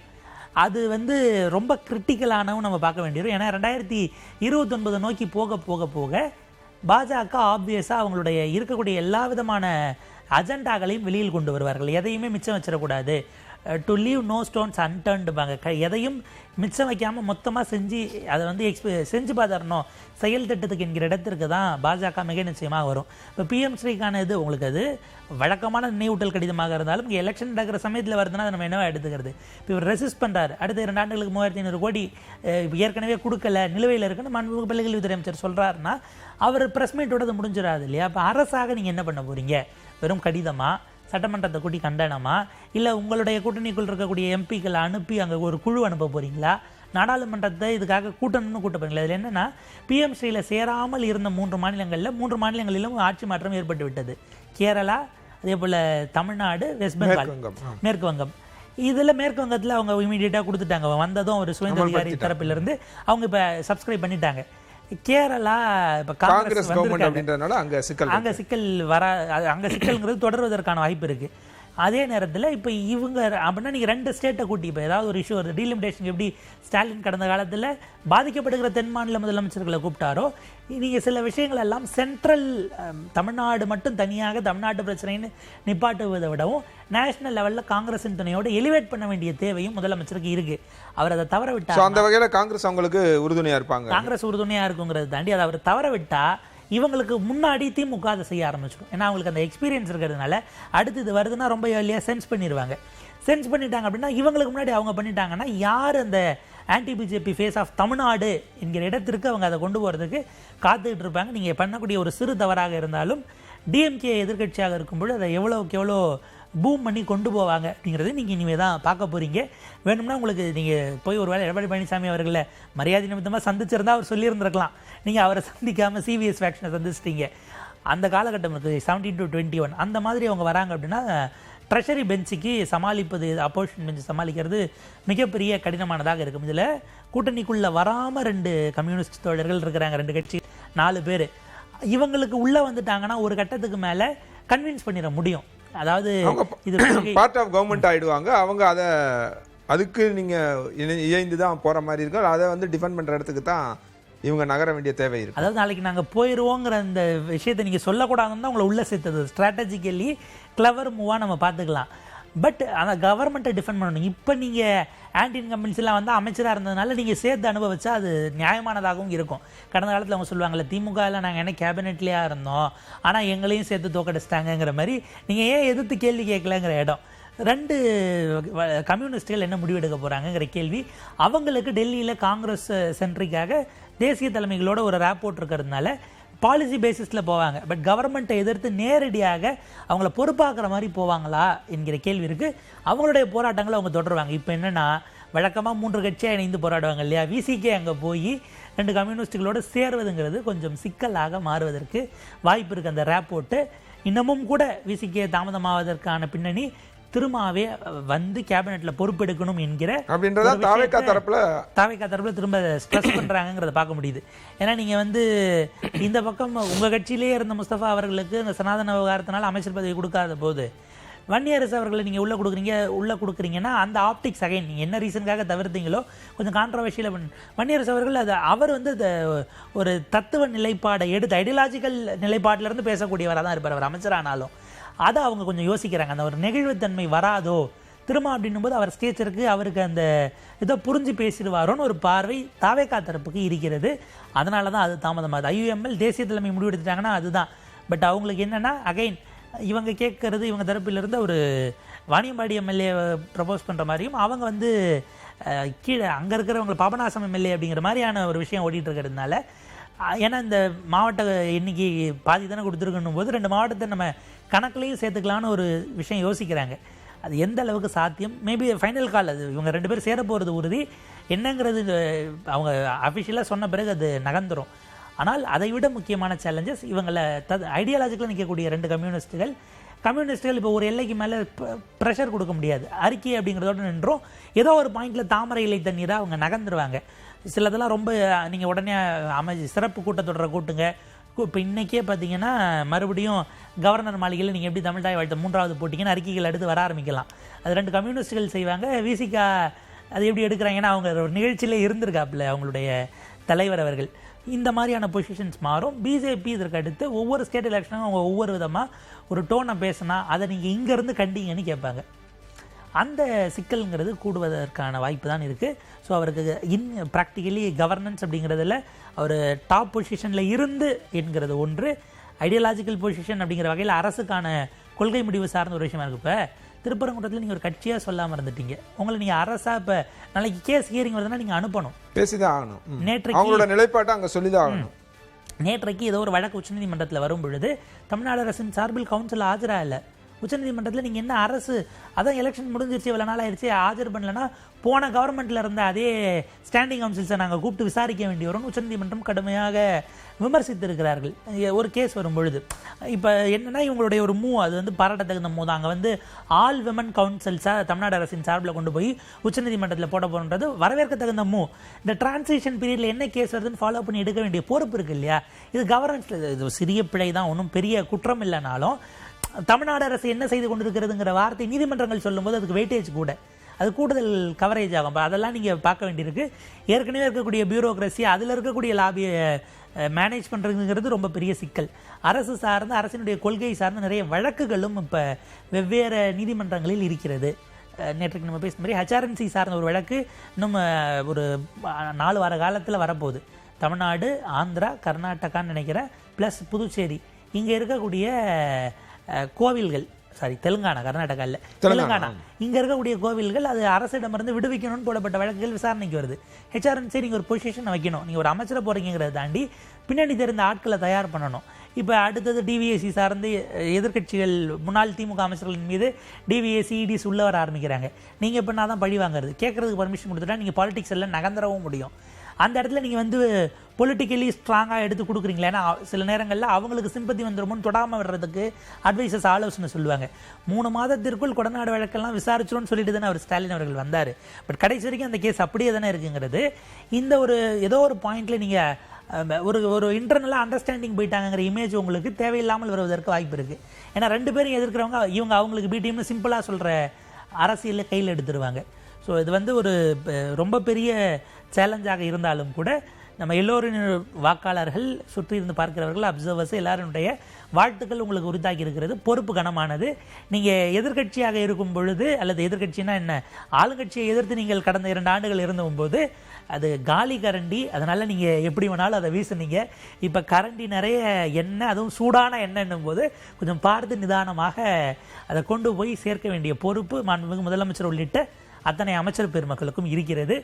அண்ணா சொன்ன உதாரணம் தான் நம்ம அவர்கிட்ட இருந்து வாங்கி அண்ணாவையும் நினைவு கூறுகிற நம்முடைய முதலமைச்சரின் அமைச்சரவைக்கு கொண்டு போய் அதை சேர்க்கலாம். பொறுப்பேற்றுள்ள அமைச்சர்களுக்கான துறை யாராருக்கு என்னென்ன துறை என்பது அதிகாரப்பூர்வமாக வெளியாகி இருக்கிறது. அந்த பட்டியலை நாம் பார்க்கலாம். அந்த பட்டியலை நான் தொடர்ச்சியாக வாசிக்கிறேன். ஸ்ரீநாத் அவருக்கு வந்து மினிஸ்டர் ஃபார் ஃபிஷரிஸ், மீன்வளத்துறை ஒதுக்கீடு செய்யப்பட்டிருக்கிறது. தூத்துக்குடியிலிருந்து தேர்வு செய்யப்பட்ட ஸ்ரீநாத் அவர் வந்து இன்று அமைச்சராக பதவியேற்றுக் கொண்டார். அவருக்கு மீன்வளத்துறை ஒதுக்கீடு செய்யப்பட்டிருக்கிறது. கமலி அவினாசி தொகுதியைச் சேர்ந்த எம்எல்ஏ, அவருக்கு வந்து அனிமல் ஹஸ்பண்ட், கால்நடை வளர்ப்பு அந்த துறை என்பது ஒதுக்கப்பட்டிருக்கிறது. விஜயலட்சுமி மினிஸ்டர் ஃபார் மில்க், பால் வளத்துறை அமைச்சராக விஜயலட்சுமி பொறுப்பேற்கிறார். ரஞ்சித் குமார் காஞ்சிபுரத்திலிருந்து தேர்வு செய்யப்பட்ட எம்எல்ஏ, மினிஸ்டர் ஃபார் ஃபாரஸ்ட், வனத்துறை அமைச்சராக ரஞ்சித் பொறுப்பேற்கிறார். வினோத் கும்பகோணத்திலிருந்து தேர்வு செய்யப்பட்ட எம்எல்ஏ அமைச்சராக இன்று பொறுப்பேற்றுக் கொண்டார். அவர் விவசாயத்துறை, வேளாண் துறை அமைச்சராக, விவசாயிகள் நலன் மற்றும் வேளாண் துறை அமைச்சராக அவர் பொறுப்பேற்கிறார். அவருக்கான துறை என்பது ஒதுக்கீடு செய்யப்பட்டிருக்கிறது. ராஜீவ் திருவாடானை தொகுதியிலிருந்து தேர்வு செய்யப்பட்ட ராஜீவுக்கு வந்து மினிஸ்டர் ஃபார் என்விரான்மெண்ட், காலநிலை மாற்றம் மற்றும் சுற்றுச்சூழல் துறை அமைச்சராக அவர் பொறுப்பேற்கிறார். ராஜ்குமார் கடலூர் தொகுதியிலிருந்து தேர்வு செய்யப்பட்ட MLA, minister for housing and urban development, ஊரக வளர்ச்சி மற்றும் வீட்டு வசதித்துறை அமைச்சராக அவர் பொறுப்பேற்கிறார். காந்திராஜன் மினிஸ்டர் ஃபார் கோஆபரேஷன்ஸ், கூட்டுறவுத்துறை அமைச்சராக அவர் பொறுப்பேற்கிறார். Madan Raja minister for micro small and medium enterprises, சிறு குறு வணிகம், அந்த துறையை வந்து மதன் ராஜா கையில் வைத்திருக்கிறார். ஜெகதீஸ்வரி ராஜபாளையம் தொகுதியிலிருந்து தேர்வு செய்யப்பட்ட எம்எல்ஏ ஜெகதீஸ்வரிக்கு மினிஸ்டர் ஃபார் சோசியல், சமூக நலத்துறை அமைச்சராக ஜெகதீஸ்வரி பொறுப்பேற்கிறார்.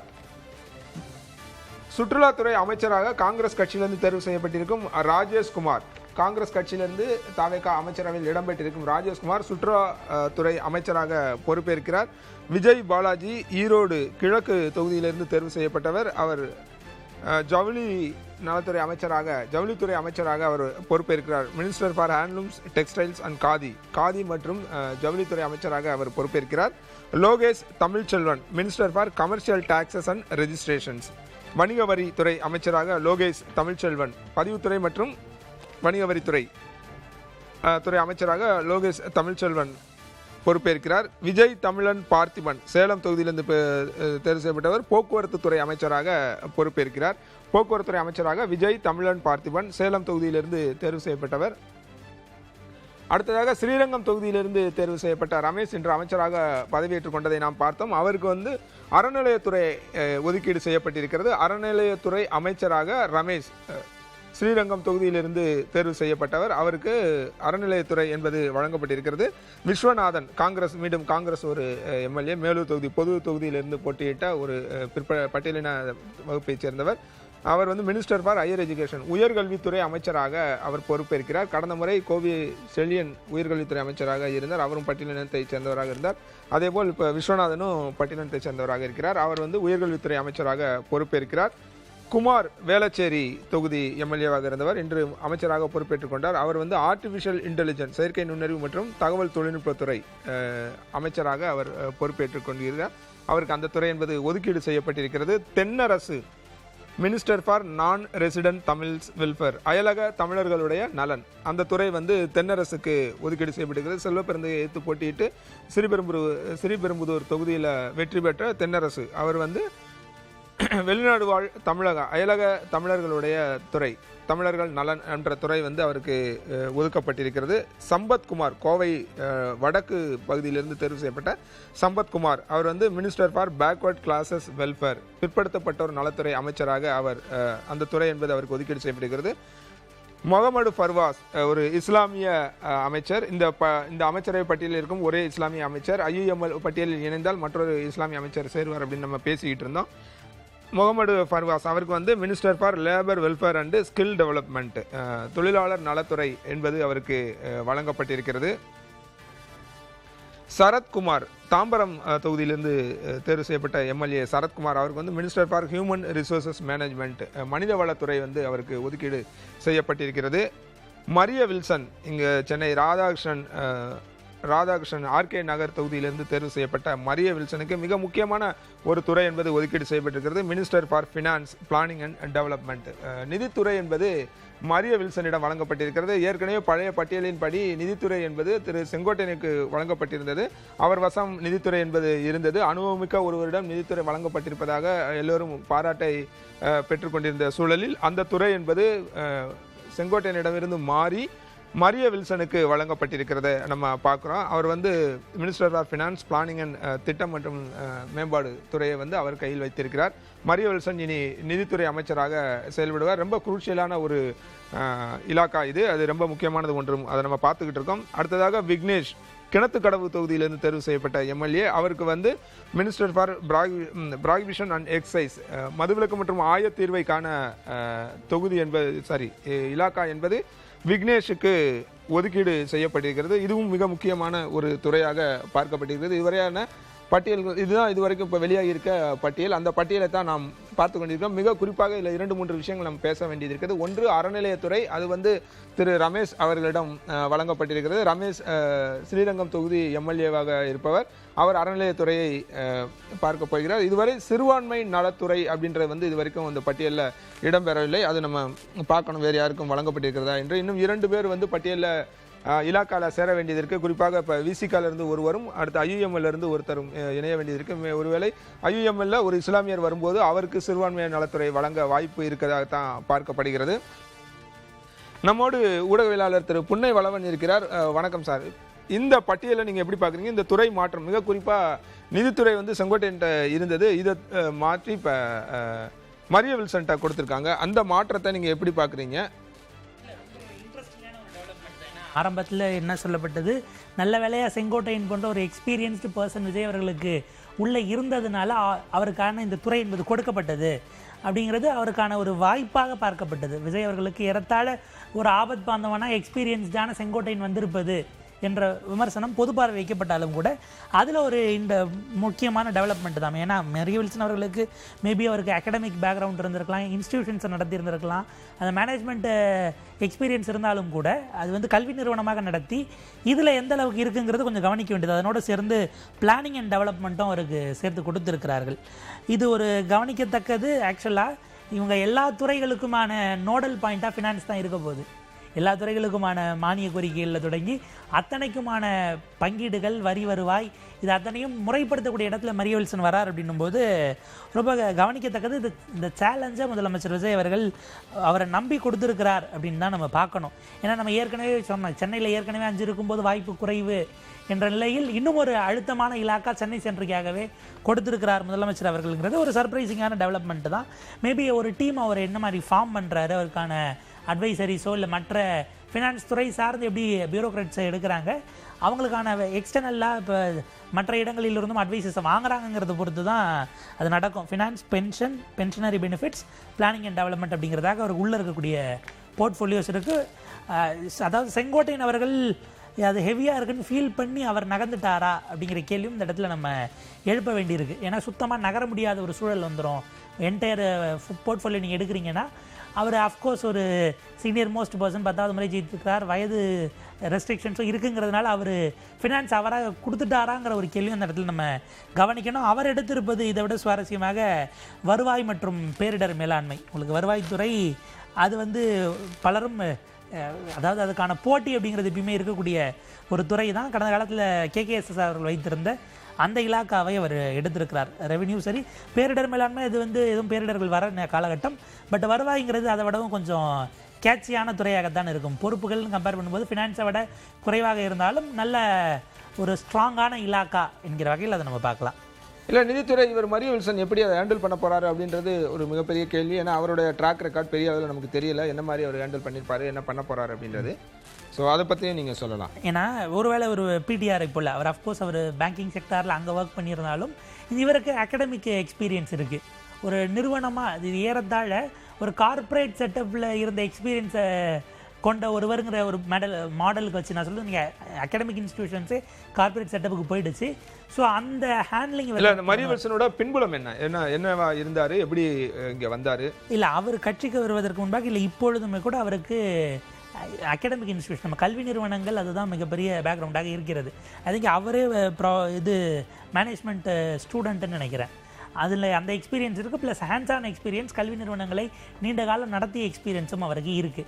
இந்த ஒரு விஷயம் அது சக்ஸஸ்ஃபுல்லாகவும் ரன் பண்ணியிருக்கிறார் அப்படிங்கிற ஒரு பாயிண்ட் தான். அவர் அடிப்படையில் ஒரு பிஸ்னஸ் மேனாக இருக்கிறார். அந்த பிஸ்னஸ் மேன் நீங்கள் கல்வி தந்தைகளுடைய நீட்சியில் நீங்கள் அதில் சேர்க்கணும். அந்த ஸ்கூல் ஆஃப் இடத்துலேருந்து வந்தவங்க என்பதாக நீங்கள் வைத்துக் கொள்ளும் பொழுது ஒரு ஏபிள் அட்மினிஸ்ட்ரேட்டராக அவருடைய பர்சனல் பிஸ்னஸை நடத்தியிருக்கிறார். அதுவே ஒரு கூடுதல் அட்வான்டேஜாக அவருக்கு மாறி இருக்காங்கிறத முதலமைச்சருக்கு அதுதான் ஒரு கேட்ச் 22, ஒரு ஈஸியான கேட்சாக இல்லை ஒரு எளிமையாக அவர் அப்பீலுக்கு கொண்டு போக முடியும் அப்படிங்கிற நம்பிக்கை வந்ததற்கு அது காரணமாகவும் இருக்கலாம். அவருடைய எலிவேஷன் ஆக்சுவலாக பார்ட்டிக்கு வந்த போதே ரொம்ப சீக்கிரமாக இருக்கே அப்படிங்கிற மாதிரி ஒரு புருவங்களை உயர்த்தத்தக்கதாக தான் இருந்தது.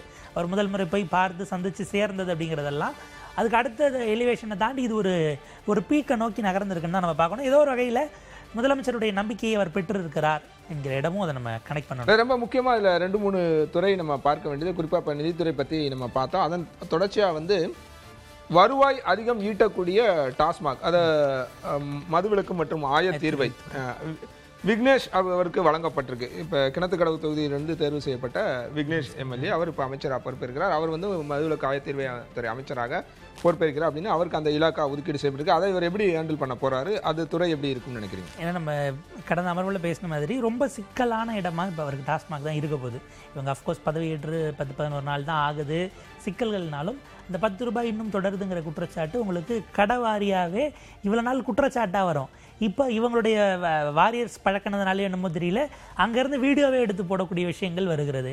இந்த குற்றச்சாட்டுகள் அடுக்கிறதுக்காக டாஸ்மாக்கு மட்டுமே நம்ம தனியாக ஒரு கம்ப்ளைண்ட் போர்ட்டல் ஓப்பன் பண்ணக்கூடிய நிலைமைக்கு போதாங்கிற கேள்வி. இரண்டாவது, இது சிஸ்டமிக் இஷ்யூவாக மாறுது. நீங்கள் 700 கடைகளை மூட்டுறீங்கன்னா கொள்கை முடிவு அது வரவேற்க தகுந்தது பப்ளிக் பார்வையில், அங்கே இருக்கக்கூடியவர்கள் பார்வையில். ஆனால் அங்கே என்ன வராங்க, தொழிலாளர் நலன் சார்ந்து இவங்களுக்கான மாற்று வேலைன்னு ஒரு கொரியை ரைஸ் பண்ணுறாங்க. அன்றைக்கி அதை மூடுவதாக அறிவிக்கப்பட்டதுமே சிபிஐ சிபிஎம் அந்த தொழிலாளர்களுக்கான மாற்று வேலைங்கிற ஒரு சார்ஜை ரைஸ் பண்ணுறாங்க. அவங்க தரப்பில் இந்த 10 ரூபாய் நாங்கள் கொண்டு போகல, நீங்கள் சிஸ்டமிக்காகவே இதை லோட் பண்ணுறவங்க இறக்குறவங்க இவங்களுக்கான ஃபண்ட்ஸை நீங்கள் கொடுக்கறதில்ல, கையிலேருந்து கொடுக்க சொல்கிறீங்க, எங்ககிட்ட எது காசுங்கிறதுனால நாங்கள் வாங்குகிறோங்கிறாங்க. இவங்க அந்த கொரியை கொண்டு போகிறதுக்கு ஒரு தொழிலாளர் நலத்துறை அமைச்சர் இல்லாமல் இருந்ததுனால அது டாஸ்மாக் ஊழியர்கள் போராட்டமாகவே ப்ரொஜெக்ட் பண்ணப்பட்டது. அப்போ அந்த இடத்துலையும் இருந்ததுக்கு இப்போ தொழிலாளர் நலத்துறைக்கும் அமைச்சர் முகமது பர்வேஸ் அவர்களை போட்டிருக்கிறாங்க. அப்போ இப்போ என்னென்னா இந்த நோடலாக வரக்கூடிய இடங்களில் 2-3 துறைகள் கோ எக்ஸிஸ்ட் ஆகிற இடத்துல அந்த இடத்துல ஒரு ஸ்மூத் ஃபங்க்ஷனிங்கை நோக்கி போகும். இவருக்கு அடிப்படையில் அந்த 10 ரூபாய் நிறுத்துறதுங்கிறத தாண்டி 10 ரூபாய் வாங்குவதற்கான தேவை எங்கிருந்து ஏற்பட்டதுன்னு பார்க்கணும். நீங்கள் பில்லுக்குள்ளே கொண்டு வரல, வேறு எதுக்காவது ரொட்டேட் பண்ணுறீங்கன்னா அதை ஏதோ ஒரு வகையில் நீங்கள் அக்கௌண்ட்டுக்குள்ளே கொண்டு வராமல் நீங்கள் அப்படி எவ்வளோ சுத்த விடுவீங்கிற கேள்வி இருக்கு இல்லையா? இந்த 10 ரூபாயை நிப்பாட்டுவது, அந்த நிப்பாட்டுறதுங்கிறது சும்மா ஒரு ஆர்டரில் செய்யக்கூடியது அல்லங்கிறது ஒரு பிரச்சனை. அதை செய்யணும் அப்படின்னா டாஸ்மாகினுடைய அந்த இயங்கியல் இருக்கு இல்லையா, ஏற்கனவே அவங்க ஃபங்க்ஷன் ஆகிட்டு இருக்கக்கூடிய முறை இல்லை அவங்க வச்சுருக்கக்கூடிய அதிகாரப்பூர்வமற்ற ஒரு எஸ்ஓபியை ரெடி பண்ணி தான் இதை செஞ்சுக்கிட்டு இருக்கிறாங்க. ஒரு இதில் கொண்டு வராங்க, லோட் பண்ணுறாங்க ஒரு நாளைக்கு 5 கடை இறக்கணும்னா அவங்க வேர் ஹவுஸ் இல்லை கடைக்குள்ள வரைக்கும் வைக்க மாட்டாங்க, வேர் ஹவுஸில் இறக்கி வச்சுட்டு போயிடுவாங்க. இதை எடுத்து உள்ளே மாற்றணும், அது உடஞ்சதுன்னா டேமேஜ்லேருந்து இந்த சிக்கல் எல்லாம் எங்கள் தலையில் நீங்கள் கட்டுறீங்கன்னு அவங்க கேட்குறாங்க. இந்த சிக்கல்கள் எல்லாம் எப்படி தீர்க்க போகிறது அரசு அப்படிங்கிறது ரொம்ப சேலஞ்சிங்காக. கடந்த முறை இவங்க பிரச்சாரத்தின் போது கூட பாட்டிலுக்கு 10 ரூபா வாங்குறாங்க அப்படின்றத ஒரு பிரச்சார யுக்தியாகவே எடுத்து செஞ்சாங்க. இப்போ கடந்த சில நாட்களாக சமூக வலைத்தளங்கள் நம்ம நிறைய பார்க்க முடியுது. பாட்டிலுக்கு 10 ரூபா ஏன் வாங்குறோம் அப்படின்றத அரசு தரப்புல இருந்து டாஸ்மாக் தரப்புல இருந்து விளக்கம் அளிக்கிறாங்க. அரசு தரப்புனா டாஸ்மாக் தரப்புல இருந்து அவங்க ஊழியர்கள் தரப்புல இருந்து விளக்கம் அளிக்கிறாங்க. நாங்க ஏன் அந்த 10 ரூபா வாங்குறோம், அதுக்கான பின்னணி என்னன்றதெல்லாம் அவங்க சொல்றாங்க. அதையும் நம்ம பார்க்க முடியுது. இன்னொரு புறம் 10 ரூபா வாங்காதீங்க, எம்ஆர்பியில் வீங்க அப்படின்னு சொல்லி மக்களே இப்போ சண்டை போடுறது. சில நேர இடங்கள்ல தாவேக்கா ஆட்களே போய் அங்க முறையிடுறது, சண்டை போடுறது காட்சிகள்லாம் நம்ம அவர் அங்கே ஊழியராக இருக்கிறவர் நானும் தாவேக்கு ஆதரவாளர் தான், என்னை வாங்க சொல்லியிருக்காங்கங்கிற வீடியோவும் வந்துகிட்டு இருக்கு. என்னன்னா இதுதான், நீங்கள் எதிர்கட்சியாக இருந்தபோது நீங்கள் பேசியதுங்கிறது மக்கள் உங்களை நம்பிட்டாங்க. அவர் வந்தால் வாங்க மாட்டேன்ட்டார்லங்கிறது அவரின் மீதான நம்பிக்கையை காட்டுகிறது. ஆனால் அவர் பதவி ஏறும்போது ரொம்ப கான்சியஸாக நான் தேவதூதன் அல்லன்னாரே, அது எல்லாத்தையும் ஒரே நாளில் ஒரே மொமெண்ட்டில் மாற்றிடுவேன்னு நினைக்காதீங்கிற செய்தியாகவும் நம்ம பார்க்க வேண்டியிருக்கு. இவரின் மீதான அபரிமிதமான நம்பிக்கை, இவர் ஒரு சூப்பர்மேனாக வந்த உடனே முடிச்சிருவாருங்கிற நம்பிக்கையே முதல்ல இல்லைங்கிறத இவர்கள் புரிந்து கொள்வதற்கு எவ்வளோ டைம் எடுக்கும், அதுக்கு முதலமைச்சர் என்ன முயற்சி எடுக்க போகிறாருன்னு ஒரு கேள்வி இருக்குது. டாஸ்மார்க்கில் இந்த பெரும் சிக்கல், இந்த ஊழியர் நலனையும் நீங்கள் காம்ப்ரமைஸ் பண்ணிக்காமல் மக்கள் கன்சியூமராக இருக்கக்கூடியவங்களுடைய கேள்வியும் இந்த அரசு எப்படி சமப்படுத்த போகிறது. கடந்த காலத்தில் இது எப்போ இதே மாதிரியான ஒரு கிரைசிஸ் வந்தது, மாற்றுத்திறனாளர்கள் போராடிய போது காவல்துறையினரை விட்டு நீங்கள் கைது பண்ணி அவங்கள மோசமாக நடத்தி கொண்டு போய் பஸ் ஸ்டாண்டில் கிளாம்பாக்கத்தில் விட்டீங்க. என்ன சிக்கல்? மாற்றுத்திறனாளர் நலத்துறை அமைச்சரும் முதலமைச்சர் தான், காவல்துறை அமைச்சரும் முதலமைச்சர் தான். அந்த இடத்துல ரெண்டு பக்கமும் ரசாபாசமாகி தன்னுடைய 2 துறைகளுக்குள்ள வந்த மோதலை முதலமைச்சர் தீர்க்காமல் விட்டுட்டாருங்கிற விமர்சன பார்வை இப்போ வரைக்கும் இருக்குது. இப்போவும் அந்த 2 துறை முதலமைச்சர் கையில் தான் இருக்குன்னு வச்சுக்கோங்களேன். ஆனால் இப்போ இந்த மாதிரி இது 2 துறை சார்ந்த விஷயமா வருது. நீங்கள் லேபர் சார்ந்த அந்த 500 கடைகள், நீங்கள் இந்த 700 பேருக்கு 700 கடையில் வேலை செய்கிறவங்களுக்கு மாற்று வேலை கொடுக்கலன்னா நாங்கள் 4000 கடைகளையும் மூடிட்டு போராட்டத்துக்கு போவோன்னு அவங்க அறிவிக்கிறாங்க. இதில் விஷயங்கள் இருக்கும். பல நேரங்களில் தொழிற்சங்கங்களே கட்சி ரீதியிலாகவும் பிளவுபட்டிருக்க வாய்ப்பு இருக்குது. எதிர்த்தரப்பு கம்ப்ளீட்டாக நாங்கள் மூட போகிறோன்னு அறிவிக்கிறதெல்லாமும் நடக்கும். இந்த பாலிடிக்ஸையும் முதலமைச்சர் கற்றுக்க வேண்டிய தேவை இருக்குது. அஃப்கோர்ஸ் விக்னேஷ் அவர்களுக்கு இது ரொம்ப ரொம்ப ரொம்ப சேலஞ்சிங்கான ஒரு ஃபினான்ஸை விடவும் டாஸ்மாக்ங்கிறது மிக நிச்சயமான சேலஞ்சிங். இது அவர் மட்டும் பொறுப்பாக இல்லாமல் அடுத்தடுத்து மேலே இருக்கக்கூடிய சீனியர்ஸு, முதலமைச்சர் வரையுமே என்னை கேட்டால் டாஸ்மாகில் ஒரு நேரடி பார்வை, ஒரு சூப்பர்விஷன் அவர் எடுத்துக்கிட்டால் பெட்டராக இருக்கும். ஐ மீன் இவருக்கு கூடுதலாக ஒரு ஃபஸ்ட் டைமர் அப்படின்னும் போது அதில் ஒரு பேக்ரவுண்ட், ஒரு டீமை ரெடி பண்ணி அதை மறுசீரமைப்பு செய்வதற்கே ஒரு முயற்சி எடுத்தால் அது இன்னும் பெட்டராக இருக்கும்.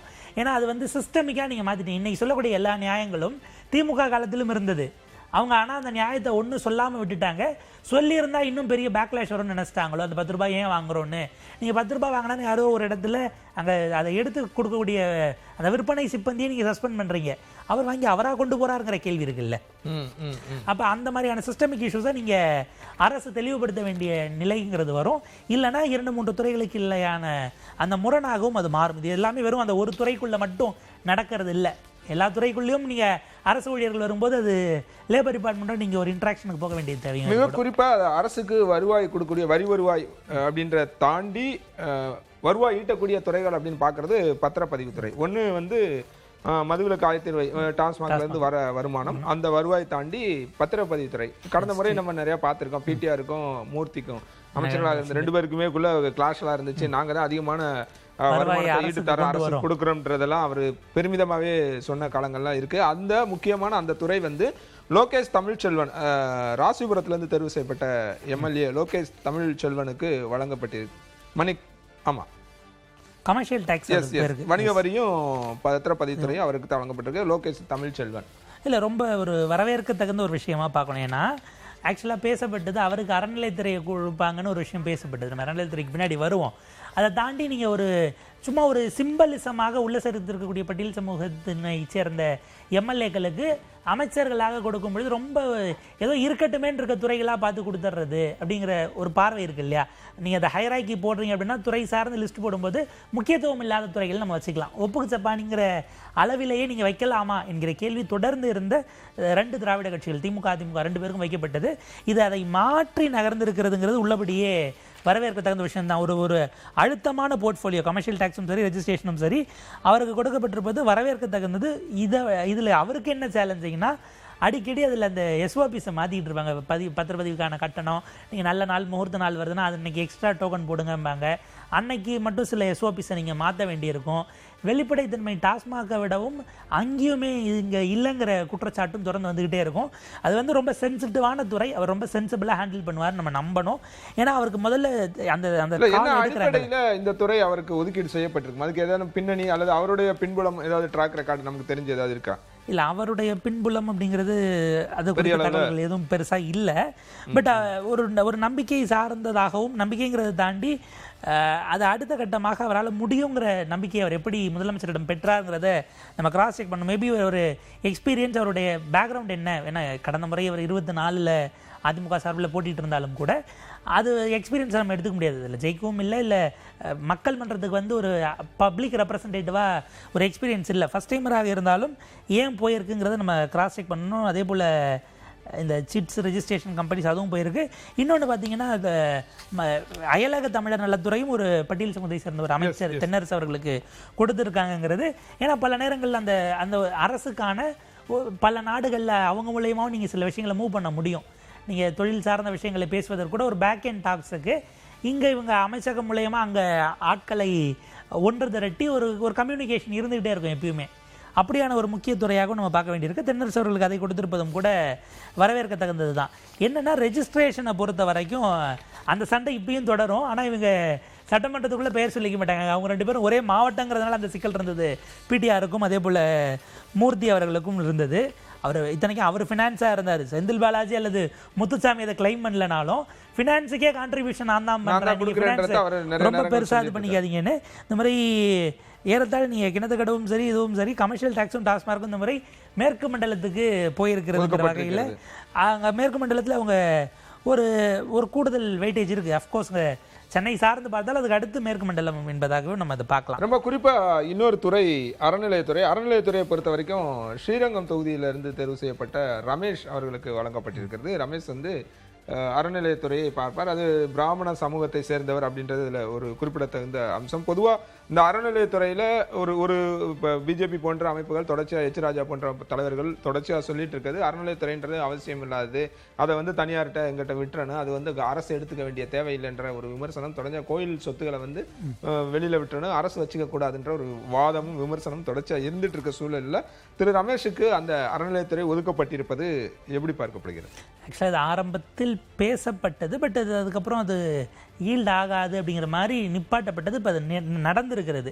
அடிப்படையில் ஒருவேளை இந்த வழக்கும் இப்போ அடுத்த மாதத்தில் இப்போ இந்த மாத இறுதியில் வருதுன்னு நினைக்கிறேன். இது தொடர்பான ஹெச்ஆர்என்சி தொடர்பான வழக்குகள் இது தமிழ்நாடு அரசினுடைய ஸ்டாண்ட். ஏன்னா இது 100 ஆண்டுகளாக இருக்கக்கூடியது. ஹெச்ஆர்என்சி உங்களுக்கு இப்போ உருவாக்கல, அதுக்கு முன்னாடி போதுமான அளவுக்கு சஃபிஷியன்ட் விஷயங்கள் எல்லாம் தயார் பண்ணிட்டு தான் அந்த சட்டத்தையே உருவாக்குறாங்க. உங்களுக்கு அந்த நீதி கட்சி பீரியடில் அது பிரீஃபாக கொண்டு வரப்பட்டு அந்த சட்டமாக ஏற்றப்பட்டு அதனுடைய தேவைகளுக்கு வரைக்கும் தொடருதான்னா தொடருது.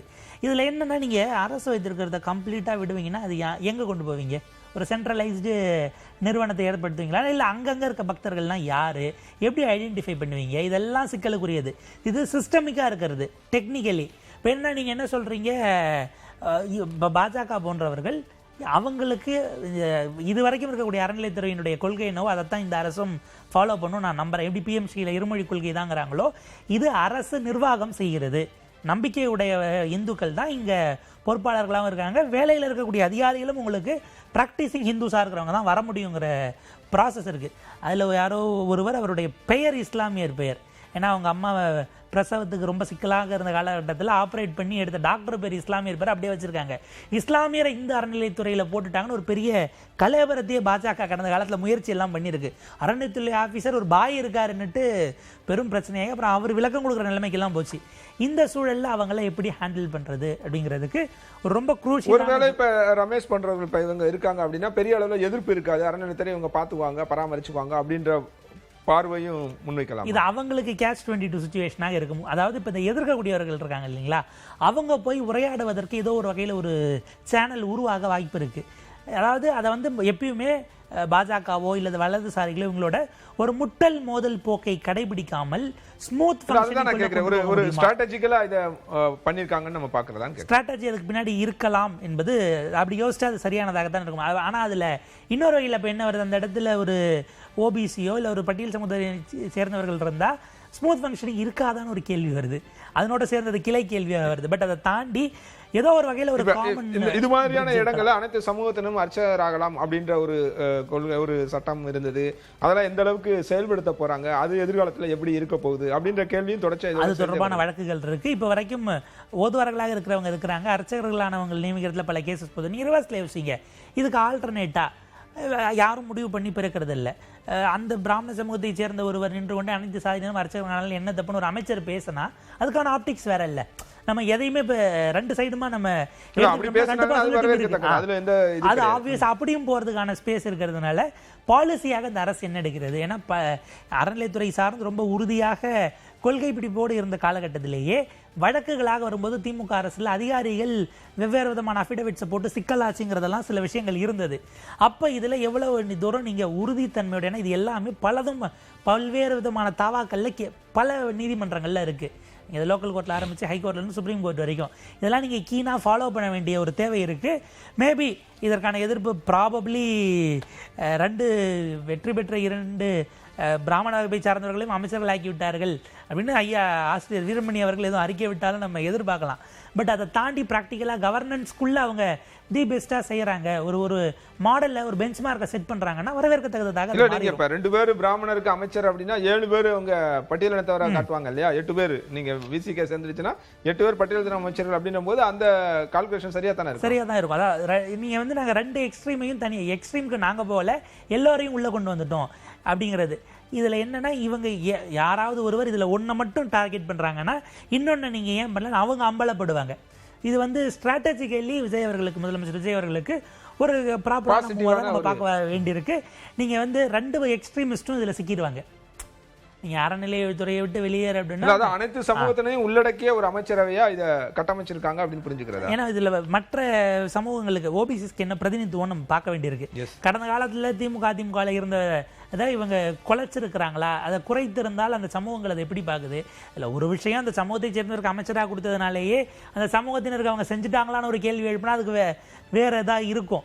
ஒரே சமூகத்தை சேர்ந்தவங்கிறதாலே அவங்கள எல்லாம் அவர் நம்முடைய நம் சார்பாக ஒருவர் அதிகாரத்தில் இருக்காருன்னு பார்க்குறாங்களா, இல்லை சொந்த சமூகத்துக்கு எதுவும் செய்யாமல் அவங்ககிட்ட அவங்க பகையை இல்லை முரணை சம்பாதிச்சிருக்காங்களா, அங்கே நின்னாலும் திரும்ப இப்போ அதே சமூகமே தோற்கடித்திருக்கான்லாம் நமக்கு கேள்விகள் இருக்குது. அதனால் ஒரு சமூகத்தில் பிறந்தனாலே அதனுடைய ஐக்கானாகவோ இல்லை அவங்களுடைய பிரதிநிதியாக அவங்க பார்க்குறதோ இல்லைங்கிறது அவங்களுடைய இயல்பு எப்படி நடந்துக்கிறாங்க, மக்கள் எப்படி அணுகிறாங்க, சில விஷயங்கள் ஸ்பெசிஃபிக்காக இஷ்யூஸ் வரும்போது எப்படி டீல் பண்ணுறாங்க, அரவணைச்சு போகிறாங்களா, இப்படியான பல ஃபேக்டர்ஸ் கடந்ததாகவும் இருக்கும். அதனால் இப்போ மிச்சம் இருப்பதுன்னு பார்த்தா ஆதி திராவிடர் நலத்துறை அப்படிங்கிறதும் இதுவும் சிறுபான்மையினர் நலத்துறையும் இல்லை. மேபி அவங்க 2 பேர் வந்தாங்கன்னா அந்த 2 அவங்களுக்கு கொடுக்கறதுங்கிறதே கூட ஒரு அஃப்கோர்ஸ் சிறுபான்மை நலத்துறையில் இன்னொருவரை அந்த சிறுபான்மையினராக இல்லாத ஒருவரை போடுறது கொஞ்சம் குழப்பம் வரலாம். ஆதி திராவிடர் நலத்துறையிலும் இப்படி ஒரு சிக்கல் வரலாம்.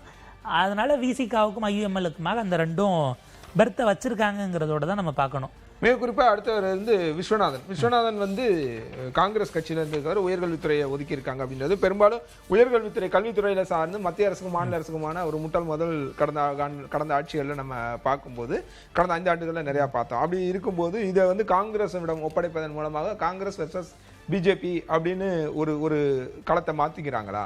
இதில் இன்னொன்று விஸ்வநாதன் அவர்கள் மேபி இது ஒரு ஸ்டேட்டஸ்கோ கண்டினியூஷனும் பார்க்கலாம். அவங்க கோவிச்செழியன்னு நாங்கள் உயர்கல்வித்துறை அமைச்சராக ஒரு பட்டியல் சமூகத்திலிருந்து வந்து எக்ஸ்பீரியன்ஸ் ஆளும்போது அதனுடைய கண்டினியூட்டினை கூட நம்ம அதை பார்த்துக்கலாம். உயர்கல்வித்துறைங்கிறது ரொம்ப குரூஷியலானது. ஏன்னா தாவேக்கா அதை எடுத்துக்காம காங்கிரஸ் ஒப்படைப்பதன் மூலமாக பிஜேபிக்கான எதிர்ப்பை நேரடியாக சம்பாதிக்காம ஒதுங்கிக்கிறதுக்கான ஒரு ஒதுங்கிக்கிட்டாங்க அப்படின்னு புரிஞ்சுக்கிறதான்னு கேட்க, அது அப்படி ஒரு ஸ்ட்ராட்டஜின்னு யோசிச்சோம்னா முதலமைச்சருடைய முடிவு தான். முதலமைச்சரை தாண்டி அவர் ஒரு கொள்கை முடிவு எடுத்துக்க முடியாது பிஜேபிக்கு முடியாது. ஆனா டைரக்ட் சண்டை செய்திகள் அடிபடும் போது காங்கிரஸ் வெர்சஸ் பிஜேபியா இருக்கு ஒரு சேஃப் பிளேவாக அதை நம்ம கவனிக்கணும். இன்னொன்னு தர்மேந்திர பிரதான் அவர் தினம் ஏதாச்சும் பேசி அறிக்கை கொடுத்துக்கிட்டு போயிட்டு வந்துகிட்டு இருக்கிறாரு. அந்த பிரச்சனை நீங்கள் வெவ்வேறு நிலைகளில் நீங்கள் அதை எதிர்கொள்ள வேண்டியிருக்கும். இப்போ இந்த நீட் தொடர்பான விஷயங்களுக்கு முதலமைச்சர் ஒரு கடிதம் எழுதினார். அது அனுப்புகிற கடிதத்தெல்லாம் அவங்க ரிசீவ் பண்ணுறாங்களான்னு கூட திரும்ப ஒரு கவுண்டர் லெட்டர் இது போட்டோம்னா கவுண்டர் ரிசீவ் கூட நமக்கு வருமானு தெரியாத அளவுக்கு தான் அரசு துறை இருக்குது. குறிப்பாக உயர்கல்வித்துறையில் கன்கரண்ட் லிஸ்ட்டில் இருக்கிறதுனால உயர்கல்வி நிறுவனங்களை ஆளுநரை வைத்து ஒரு பக்கம் குடைச்சல், உங்களுக்கு அந்த பக்கம் ஏஐசிடி மூலமாகவோ இல்லை மத்திய கல்வித்துறை அமைச்சகத்தின் மூலமாக வெவ்வேறு விதமான குடைச்சல்கள். இதை வந்து விஸ்வநாதன் அவர்கள் எப்படி எதிர்கொள்ள போகிறார்? ஏன்னா நீங்கள் கடந்த காலத்தில் ஒரு எல்லையை அது மீறும் போது ஆளுநர் கலந்துக்கிட்டால் பட்டமளிப்பு விழாவை உயர்கல்வித்துறை அமைச்சர் புறக்கணித்தாருங்கிறதோட போயிடும். ஆனால் அதை தாண்டி பாலிசியாக பல விஷயங்கள் இருக்குது. சில குறிப்பிட்ட பாடப்பிரிவுகள் எல்லாம் மத்திய அரசுடைய ஃபண்டில் மட்டும்தான் நம்ம அட்மிஷன்ஸ் போடக்கூடியது. மாநில பல்கலைக்கழகங்களே சில துறைகளை நம்ம அப்படி பிரித்து வச்சுருக்கோம், சென்ட்ரல் ஃபண்டடாக சென்ட்ரல் ஸ்பான்சர்டாக இருக்கக்கூடியது. இந்த இடத்துலலாம் உங்களுக்கு சண்டை போக்கு தேவையா அப்படிங்கிறதும் அதை மறுபரிசீலனை பண்ணணும்னு ஒரு பார்வை இருக்குது. இதை விஜய் அவர்களுடைய அரசு, முதல்வர் விஜய் அவர்கள் தலைமையிலான அரசு, குறிப்பாக திரு விஸ்வநாதன் அவர்கள் எப்படி ஹேண்டில் பண்ண போகிறாரு? நீங்கள் ஏறத்தாழ ஃபயர் பிராண்டாக எப்பயுமே நீங்கள் சண்டையில் இருக்கணும்.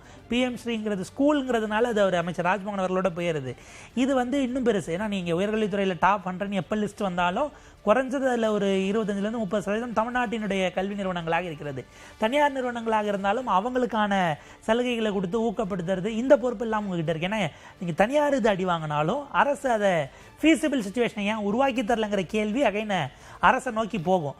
தமிழ்நாட்டில் அதுக்கு ஏற்கனவே இருக்கக்கூடிய கல்வி கட்டமைப்பில் சிக்கல் என்னென்னா, ஏற்கனவே பல இதில் நம்பர் 1ஆகவோ 2ஆகவோ வைத்திருப்பதை அதை அப்படியே மெயின்டைன் பண்ணணும், இல்லை அதில் அடுத்த கட்ட இம்ப்ரூவ்மெண்ட்டை காட்டணுங்கிற ஒரு குரூஷியலான கிரிட்டிக்கலான துறையுமாகவும் அது இருக்கிறது. எனவே ஹையர் எஜுகேஷனில் technical education, electronics science, science and technology அப்படிங்கிற வகையில் அவர் கொடுத்துருக்குறாங்க.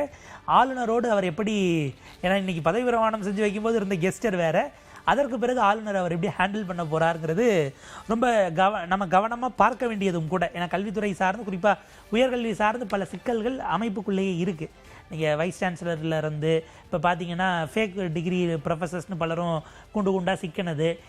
திடீர்னு அவங்க இப்போ போன ஆட்சியில் இந்த ஆரம்ப கட்டத்தில் பண்ணாங்கல்ல, நாங்கள் வந்து அண்ணா யூனிவர்சிட்டியில் எம்பிஏ கோர்ஸில் கொண்டு போய் பகவத்கீதையிலேருந்து எப்படி நீங்கள் மேனேஜ்மெண்ட்டை கற்றுக்கலான்னு ஒரு இதை சேர்க்க போகிறோம்னு அவங்களா முடிவு பண்ணி உள்ளே இறக்குனாங்க. இந்த மாதிரி ஒரு டெசிஷன்ஸ் எல்லாம் எடுக்கிறாங்கன்னா அவங்களுக்கு ஒரு அஜெண்டாவோட உள்ளே வராங்கன்னா நீங்கள் அதை ஸ்ட்ராங்காக ரெசிஸ்ட் பண்ண வேண்டிய தேவை இருக்குது. இதில் எங்கே சிக்கல்னால் இவங்களுக்கு ஒரு சின்ன அச்சம் இருக்கும்னு நான் பார்க்குறேன். அது ஒர்க் ஆகலைங்கிறத தாண்டி ஜெகன்மோகன் ரெட்டி என்ன செஞ்சாலும் அவரை கடைசி கட்டத்தில் கொண்டு போய் அவர் ஒரு ப்ராக்டிசிங் கிறிஸ்டியன்னு ஒரு இதுக்குள்ளே அவரை அடைச்சாங்க. அந்த மாதிரியான விஷயங்கள் தனக்கு வந்துவிடக்கூடாது என்று கான்ஷியஸாக இந்த முறை அறநிலையத்துறையை கொண்டு போய் பிறப்பால பிராமண சமூகத்தை சேர்ந்த ஒருவர் கொடுத்ததாகட்டும், இல்லை இந்த மாதிரியான குரூஷியல் இதில் என்னென்னா நீங்கள் வேறு வகையில் இதை யோசிங்களேன். நீட்டு தேர்வை அனுமதிக்க முடியாது, இதுதான் தமிழ்நாட்டினுடைய நிலைப்பாடுன்னு ஒரு காங்கிரஸ் அமைச்சர் பேசினா எப்படி இருக்கும்? அதுவே ஒரு ஆப்டிக்ஸ் ஆகும். அது ஆக்சுவலாக ப்ளஸ்ஸாக மாறுறதுக்கான ஸ்பேஸ் இருக்குது. ஸோ அந்த ரிஸ்க்கை விஜய் சார் எடுத்திருக்காருன்னு பார்க்கணும். நீட்டுக்கு நாங்கள் ஒத்துக்க முடியாது, கல்வியை மாநில பட்டியலுக்கு கொண்டு வர வேண்டும், இந்திரா காந்தியே கொண்டு போயிருந்தாலும் நாங்கள் வலியுறுத்துகிறோம், இதெல்லாம் காங்கிரஸ் பேசும்போது தமிழ்நாட்டில் நீங்கள் தேசிய கட்சிகளுக்கு இருக்கிற சிக்கலே மாநில கட்சிகளோடு அவங்க மோதும்போது அவங்க சென்ட்ரல் பார்வைன்னு சில இடங்களில் மாறி முடிவெடுத்துருவாங்க. மாநில கட்சியிலே இருக்கிறதுல நான் தான் உறுதியான மாநில கட்சிங்கிற இடத்துக்கு அவங்களுடைய பாலிசி சேஞ்சஸ் தேவைப்படுது. பிஜேபி சில இடங்களில் பண்ணாங்க, காங்கிரஸில் அந்த ஒரு சிக்கல் இருந்தது. பட் இந்த பாலிசி எல்லாம் மாற்றி காங்கிரஸ் பேச வைச்சதுன்னா விஜய் சாருக்கு, முதலமைச்சருக்கு அது ஒரு பலமாகவே போகவும் வாய்ப்பு இருக்குது. ரொம்ப முக்கியமாக இப்போ 2 துறைகள் இல்லைன்னு சொன்னால் நம்ம ஆதி திராவிடர் நலத்துறை அண்ட் சிறுபான்மையினர் நலம், இது ரெண்டுக்குமே வந்து துறைகள் ஒதுக்கீடு செய்யப்படலாம் யாருக்கு அப்படின்ற மாதிரி. அதே நேரத்தில் இந்த பக்கம் நீங்கள் இப்போ மூத்த அமைச்சர்களாக இப்போ வந்து என் ஆனந்த் இருக்காரு, நிர்மல்குமார் இருக்காரு அப்படின்னா அவங்களோட துறைகளில் வந்து பெரிய அளவில் எந்த மாற்றமும் இல்லை. ஏற்கனவே அவர் வந்து வாட்டர் ரிசோர்ஸ் நீர்வளத்துறை அவர் பார்த்துக்கிறாரு அப்படின்னா அதை தாண்டி ஊரக வளர்ச்சித்துறையும் அவர் பார்த்துக்க வேண்டியதுக்கு 2 துறைகளை சேர்த்து பார்க்குற ஒரு சூழல் இருக்குது. அதே மாதிரி நிர்மல்குமார் பார்த்தீங்கன்னா மின்துறையை பார்த்துக்கிறாருன்னா அதே நேரத்தில் சட்டத்துறையும் சேர்த்து கூடுதலாக அவர் வைக்க வேண்டியது இருக்குது. அப்படின்னும் போது அனுபவம் இல்லாத முதல் முறை அமைச்சர்களாக வர்றவங்க இதெல்லாம் எப்படி சமாளிக்க போகிறாங்க? குறிப்பாக முதலமைச்சர்கிட்ட கிட்டத்தட்ட 10 துறைகிட்ட இருக்குன்னு நினைக்கிறேன். அதுல எல்லாம் எந்த மாற்றங்களுமே நடக்கலை, அது அப்படியே தான் இருக்குது. இந்த விரிவாக்கத்திலையும் கூட இவங்ககிட்ட இருந்து 1-2 துறைகளை மாற்றி கொடுப்பாங்க அப்படின்லாம் எதிர்பார்க்கப்பட்டது. அந்த மாதிரியான எந்த பெரிய மாற்றங்களும் இல்லை அப்படின்றத எப்படி புரிஞ்சுக்கிறது? இல்லை, அப்போ அது கான்ஷியஸாக முதலே எடுக்கப்பட்ட டெசிஷன் தானே. தெரியும் அர்பன் அண்ட் வாட்டர் சப்ளை ஒரு முதலமைச்சர் கன்சர்னோட எடுக்கிறதுங்கிறது கொஞ்சம் கவனிக்கத்தக்கது. அவர் கொஞ்சம் மெட்டிகுலஸாக அதில் பார்க்குறாரு, அதில் கேர் இருக்குங்கிறதாக நம்ம அதை எடுத்துக்கலாம். அவருடைய நேரடி பார்வை ஆனந்த் போன்ற அமைச்சர் இருக்கும்போது ஒரு நேரடி பார்வையில் நகர்ப்புறமும் குடிநீர் வழங்கலையும் அவர் எடுக்கிறாரு ஒரு விஷயங்கள் இருக்குது. இல்லை அவரே அதை கொஞ்சம் கீனாக எடுக்கிறாருன்னு நம்ம பார்க்க வேண்டியிருக்கு. அந்த ஆக்சுவலாக அர்பன் அண்டு குடிநீர் மற்றும் குடிநீர் வழங்கலுக்குள்ளே வர்றதுல தான் கேஎன்ஆருடைய கேஸ் அந்த கண்டினியூட்டி வரும்னு நினைக்கிறேன். தொடர்பான போர்ட்ஃபோலியோஸ் ஃபைல்ஸ் எல்லாம் அது பின்னாடி நம்ம வருவோம். பட் இப்போ ஆனந்த் போன்றவர்கள் ஆக்சுவலாக நீர்வளத்துறைக்கு அடுத்து சிக்கல் இருக்குது. இதில் என்னென்னா, நீர்வளத்துறைன்னா இப்போ அடுத்த மாதம் நமக்கு ஜூனில் 12ஆம் தேதி மேட்டூர் அணை திறக்கணும். போதுமான அளவுக்கான நீர்வரத்து அப்படிங்கிறதுல சிக்கல் இருக்குது. நீங்கள் இல்லைன்னா அங்கே கர்நாடகாவில் திறந்து விடணும். 2 காங்கிரஸ் அமைச்சர்களை வச்சுக்கிட்டு தண்ணி வரலன்னா நீங்கள் ஏன் இங்கே அமைதியாக இருக்கீங்க, போயிட்டு வாங்க, எதிர்கட்சிகள் எடுக்க போகிறாங்க. அது நேராக போயின்னா இப்போ கரெக்டாக திறக்கிற நேரத்துக்கு புஷி ஆனந்த் அவர்கள் அப்படிங்கிற இடம் வருது இல்லையா, நீர்வளத்துறைங்கிற வகையில். இப்போ அவரையும் சேர்த்து உழுக்குவாங்க 2 காங்கிரஸ் அமைச்சர்கள். ப்ளஸ் நமக்கு அக்ரிகல்ச்சர் மினிஸ்டராக இருக்கக்கூடிய வினோத் அவர்கள், கும்பகோணத்தினுடைய எம்எல்ஏ அப்படின்னும் போது அவர் இப்போ பொதுச் செயலாளர்கிட்ட வந்து, ஏன்னா கட்சி ரீதியாக பொதுச் செயலாளர், அவர் இவர்கிட்ட வந்து இந்த மாதிரி சிக்கலாக இருக்குது, அது நீங்கள் அங்கிட்ட திறந்தீங்கன்னா அது இந்த கடைமடையை தாண்டி இங்கே வரைக்கும் வருமானம் நம்ம யோசிக்க வேண்டியிருக்கு, பத்தாது, நீங்கள் அங்கே பேசணும் அப்படின்னா நீர்வளத்துறை அமைச்சர் அவர் திறக்கிறத தாண்டி அந்த உரையாடல் எப்படி கட்டமைக்க போகிறாங்க? இப்போ என்ன சிக்கல்னா, கேரளாலையும் காங்கிரஸ், கர்நாடகாலையும் காங்கிரஸ், நீங்கள் முல்லை பெரியாரோ மேகதாது உங்களுக்கு மேட்டூரோ, அப்போ என்னன்னா நீங்கள் இதில் உச்சநீதிமன்றம் கொடுத்த தீர்ப்புகளை அமல்படுத்த முடியாதுங்கிற இடத்துக்கு அவங்க போயிருக்கிறாங்க. அதுக்கு மேலே அந்த வாரியம் அமைச்ச, ஆணையம் அமைச்ச, அதில் இவங்க பாஜக சரி அரசியல் பண்றதுக்கு மிக வசதியா இருக்கும், ரொம்ப கான்சியஸான ஒரு ஸ்பேஸாக இருக்கும். திடீர்னு ஒரு முறை என்ன பண்ணார், ஆனால் அண்ணாமலை அதில் அங்கே பாஜக கவர்மெண்ட் இருக்கும்போது, இவங்க 23 ஆட்சிக்கு வரதுக்கு முன்பாக இருக்கும்போதே போராட்டத்தை அறிவிச்சு இவரே போய் ஐ திங்க் தஞ்சாவூர் பகுதியில் இவரே ஒரு இதை உட்காந்து ஒரு கெஸ்ட் பண்ணாரு, பேரணியில் வென்ற மாதிரி செஞ்சாரு. நாங்க வந்து என்னன்னா, நாங்கள் பாஜக தான், தேசிய கட்சி தான், ஆனால் தமிழ்நாடு தான் முதன்மை, தமிழ்நாடு பாஜகன்னு இந்த ஒரு ஆப்டிக்ஸ் இருக்கு இல்லையா? இதெல்லாம் காங்கிரஸ் பண்ணுவாங்களாங்கிற கேள்வி இருக்கு, நெருக்கடியும் உருவாகும். இவருடைய பதவி பிரமாணத்துக்கு அவரை கூப்பல்ல, யார் அவர் சித்தராமையா அவர்கள் வரல, நேரடியாக ராகுல் காந்தி வந்துட்டாருனாலும் அந்த ரேப்போவை இவங்க எப்படி டெவலப் பண்ண போகிறாங்க? அந்த டெவலப் பண்ணக்கூடிய இடத்துல இருக்கக்கூடிய 2 அமைச்சர்களுக்கு ஸ்கோப் என்னவா இருக்குது? இன்னும் சொல்ல போனால் உங்களுக்கு தேசிய தலைவர் கார்கேவே கர்நாடகா பேஸ் தானே உங்களுக்கு, அவரே அங்கே பின்புலமாக இருந்து வந்தவர் தான் போது, இப்போ கர்நாடகாவில் அவர் சதீசன் அவர்களுடைய பதவியேற்புக்கும் இவர் போல முடிச்சுட்டு போயிட்டு வந்தால், ஏன்னா கடைசியாக பிரச்சாரத்துக்கு சிவகுமார், டிகே சிவகுமார் வந்த போதும் கூட ஸ்டாலினை நோக்கி ஒன்றா மேடை ஏறினீங்களே, கர்நாடகாவில் வந்த தீர்ப்பு அமல்படுத்த சொல்லுங்கிற கேள்வி கேட்க தான் பட்டது. இப்போ புசியானந்த் அவர்களுக்கு அடுத்து நீர்த்தேக்கம் திறக்கிறதுலேருந்தே சிக்கல் வரப்போதுன்னு தான் பார்க்க வேண்டியிருக்கு. ரூரல் டெவலப்மெண்ட் அவருக்கு இருக்கும்போது எனக்கு அஃப்கோர்ஸ் பஞ்சாயத்து ராஜ், நமக்கு பஞ்சாயத்து யூனியன் அவருக்கு கீழே தான் வருது. அங்கெல்லாம் இப்போ நம்ம இது பதவிக்காலம் முடிஞ்சு கவுன்சிலர்கள் இல்லாமல் நம்ம அதிகாரிகளை போட்டு தான் பார்த்துக்கிட்டு இருக்கிறோம். அது கொஞ்சம் சிக்கலுக்குரியது. எம்எல்ஏக்களோட ஒன்று நீங்கள் அதிகாரிகளை கனெக்ட் பண்ணணும், இல்லை அதிகாரிகளெல்லாம் ட்ராக் பண்ணி, ஏன்னா அவங்க பதவிக்காலம் முடிஞ்சு அது ஏறத்தாழ டிசம்பரில் கேரளாவில் எலெக்ஷன் நடத்தினாங்க. அது அதுக்கு முன்பாக பதவிக்காலம் முடிந்ததுன்னா ஒரு 6 மாதங்களாக ஏறத்தாழ 6 மாதம் அங்கே லோக்கல் பாடியில் உறுப்பினர்கள் இல்லாமல் இருக்கிறாங்க. அப்போ மக்களுடைய இது கம்யூனிகேஷன் இங்கே டாப் வரைக்கும் வந்திருக்குமா? திமுக பேரில் வாங்கின கம்ப்ளைண்ட்ஸ்லாம் அங்கே தான் இருக்கா, இல்லை அவங்க டிஸ்போஸ் பண்ணாங்களா இல்லையானே தெரியாது. அப்போ டைரக்ட் கம்யூனிகேஷன் நேரடியாக கிராம பஞ்சாயத்துகளில் இல்லாமல் இருக்கிறது. புசியானந்த் அவர்களுக்கு அது இன்னொரு தலைவலியாகவும் நம்ம பார்க்க வேண்டியிருக்கு. ரூரல் டெவலப்மெண்ட்னால இந்த பக்கம் பஞ்சாயத்து யூனியன் அவர் கீழே இருக்கிறதுனால சொல்கிறேன். அப்போ அதை அவர் எப்படி ஹேண்டில் பண்ண போகிறார் அகைன்கிறது நீங்கள் அதை கட்சியாகவும் பார்க்கணும், அமைச்சராகவும் பார்க்கணும். லோக்கலில் நம்ம ஆட்களை இறக்கி விடுங்கனாலும் அந்த டெசிஷன் நீங்கள் பேரலாக பண்ணணும். கான்ஃப்ளிக்ட் ஆஃப் இன்ட்ரெஸ்ட் வந்துடக்கூடாது என்கிற ஒரு விஷயமும் அதில் இருக்குது. அடுத்ததாக பெண் அமைச்சர்கள் ஏற்கனவே கீர்த்தனாவுக்கு வந்து தொழில்துறை வழங்கினாங்க. திரு கீர்த்தனா அவங்க விருதுநகர் தொகுதியிலேருந்து வந்தவங்க, அவங்களுக்கு பெண் அமைச்சர்கள் அடிப்படையில் தொழில்துறை வழங்கியிருந்தாங்க. கூடுதலாக இன்று 3 பெண் அமைச்சர்கள் பதவியேற்றுக் கொண்டாங்க. அமைச்சரவை பட்டியலில் 4 பெண் அமைச்சர்கள் அப்படின்றத நம்ம பார்த்தோம். அதில் 4 பேரில் கமலி அவங்க வந்து அவினாசி தொகுதியிலேருந்து தேர்வு செய்யப்பட்டவர், வந்து அனிமல் ஹஸ்பண்டரி கால்நடை வளர்ப்புத்துறை ஒதுக்கீடு செஞ்சுருக்காங்க. அதே மாதிரி விஜயலட்சுமி அவங்க வந்து குமாரபாளையம் தொகுதியிலேருந்து வந்தவங்க பால்வளத்துறை அமைச்சராக பொறுப்பேற்கிறார். பால்வளத்துறையில் நிறைய சிக்கல்கள் இருக்குது, அதை நம்ம பேசலாம். அதே போல் 3வது ஜெகதீஸ்வரி அவங்களுக்கு வந்து சமூக நலத்துறை, கீதா ஜீவன்ட்ட இருந்த சமூக நலத்துறை கொடுத்துருக்காங்க. இந்த போர்ட்ஃபோலியோவை எப்படி பார்க்குறது? இல்லை, கம்பேரிட்டிவ் ஒரு நாம்கி ஆவாஸாக அது இல்லை சொல்ல போனால். ஏன்னா உங்களுக்கு சமூக நலத்துறை யாராவது ஒரு பெண் அமைச்சர் கொடுக்கறது தான் பெட்டராக இருக்கும். நீங்கள் அந்த இடத்துல ப்ராக்டிக்கலி வந்து அந்த சிக்கல்களை புரிந்து கொள்வது என்பது ஒரு ஆணுக்கு ஒரு சின்ன ஹெசிடேஷனுங்கிறத தாண்டி ஒரு தடை இருக்கும், உளவியலாகவே ஒரு தடை இருக்குன்னு வச்சுக்கோங்களேன்.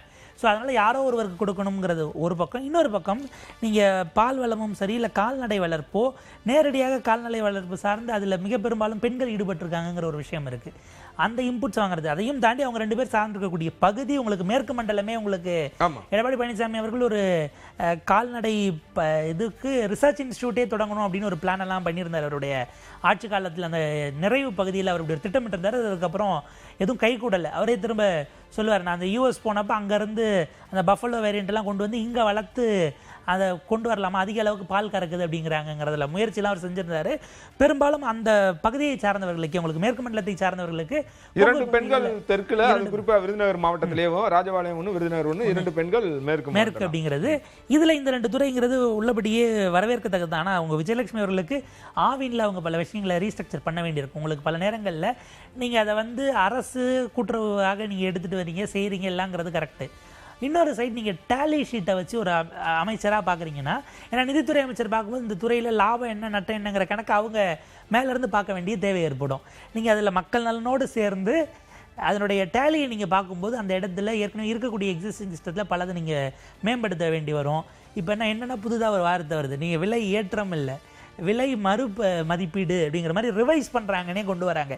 ஏற்றுறதுங்கிற வார்த்தையே இல்லாமல், ஆக்சுவலாக பெட்ரோல் டீசல் ஏறினப்ப அதை நேஷனல் மீடியாஸ் மறுமதிப்பீடு, ஆமாம், அதை விலையை மறுமதிப்பீடு பண்ணி மாற்றுறாங்கங்கிறத விலை திருத்தம் விலை ஏற்றம் இல்லைங்கிற அளவுக்கு சில வார்த்தைகளை போட்டு வராங்க. இதில் அந்த ஏற்ற வேண்டிய தேவை, ஏன்னா நீண்ட நாட்களாக பாலை கொண்டு வந்து நமக்கு ஆவினுக்கோ மற்றவர்களுக்கு கொடுக்கக்கூடியவர்கள் இருக்காங்க இல்லைங்களா, அவங்க அதில் ஏற்றித்தர சொல்லி நீண்ட நாள் கோரிக்கை வைத்து கொண்டிருக்கிறார்கள். அந்த விலைங்கிறது கட்டுப்படியால் லிட்டருக்கு எவ்வளோங்கிறது, அதை தாண்டி அதை அவ்வளோ தூரம் கிராஸ் பண்ணி வரும்போது அந்த லாஜிஸ்டிக்ஸில் இருக்கிறவங்களுக்குலாம் ரொம்ப சம்பளம் ரொம்ப குறைவாக இருக்கிறது போன்ற சிக்கல்கள் நீங்கள் அதை ஒரு நிறுவனமாக பார்த்தீங்கன்னா அதில் இருக்குது.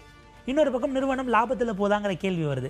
நீங்கள் அதனாலேருந்து மற்ற பொருட்கள் எல்லாம், அது நீங்கள் ஸ்வீட்ஸ் ஆகட்டும், குல்ஃபி போன்ற விஷயங்கள் இல்லை, அவங்க நெய் வரைக்கும் அதை ப்ராசஸ் பண்ணுறாங்கன்னா இதெல்லாம் என்னென்னா அடுத்த கட்டத்துக்கு இம்ப்ரூவைஸ் ஆகிருக்கா? ஏன்னா இருக்கக்கூடிய அங்கே அதுக்கு நீங்கள் ஒரு இண்டஸ்ட்ரி பேசிஸில் அந்த மாடலில் செய்கிறீங்கன்னா அங்கே இருக்கக்கூடிய அந்த இண்டஸ்ட்ரீஸ்க்கான இன்வெஸ்ட்மெண்ட் என்னவா இருக்குது, அதை அப்கிரேட் பண்ணியிருக்கிறீங்களா? இப்போ நெய்யை பிரித்து எடுத்து வரைக்கும் ஸ்டெப்ஸ் இருக்குது, அதை நீங்கள் மெஷின் மூலயமா கொண்டு வரீங்க, மனிதர்கள் மேனேஜ்மெண்ட் தான் பண்ணுறாங்க, சூப்பர்வைஸ் தான் பண்ணுறாங்கன்னா, அது இன்னமும் பழைய மாடல்லே கன்வென்ஷன்லேயே இருந்தால் அதை அப்கிரேட் பண்ணணும்னா அதுக்கு ஒரு செலவு தேவைப்படும்.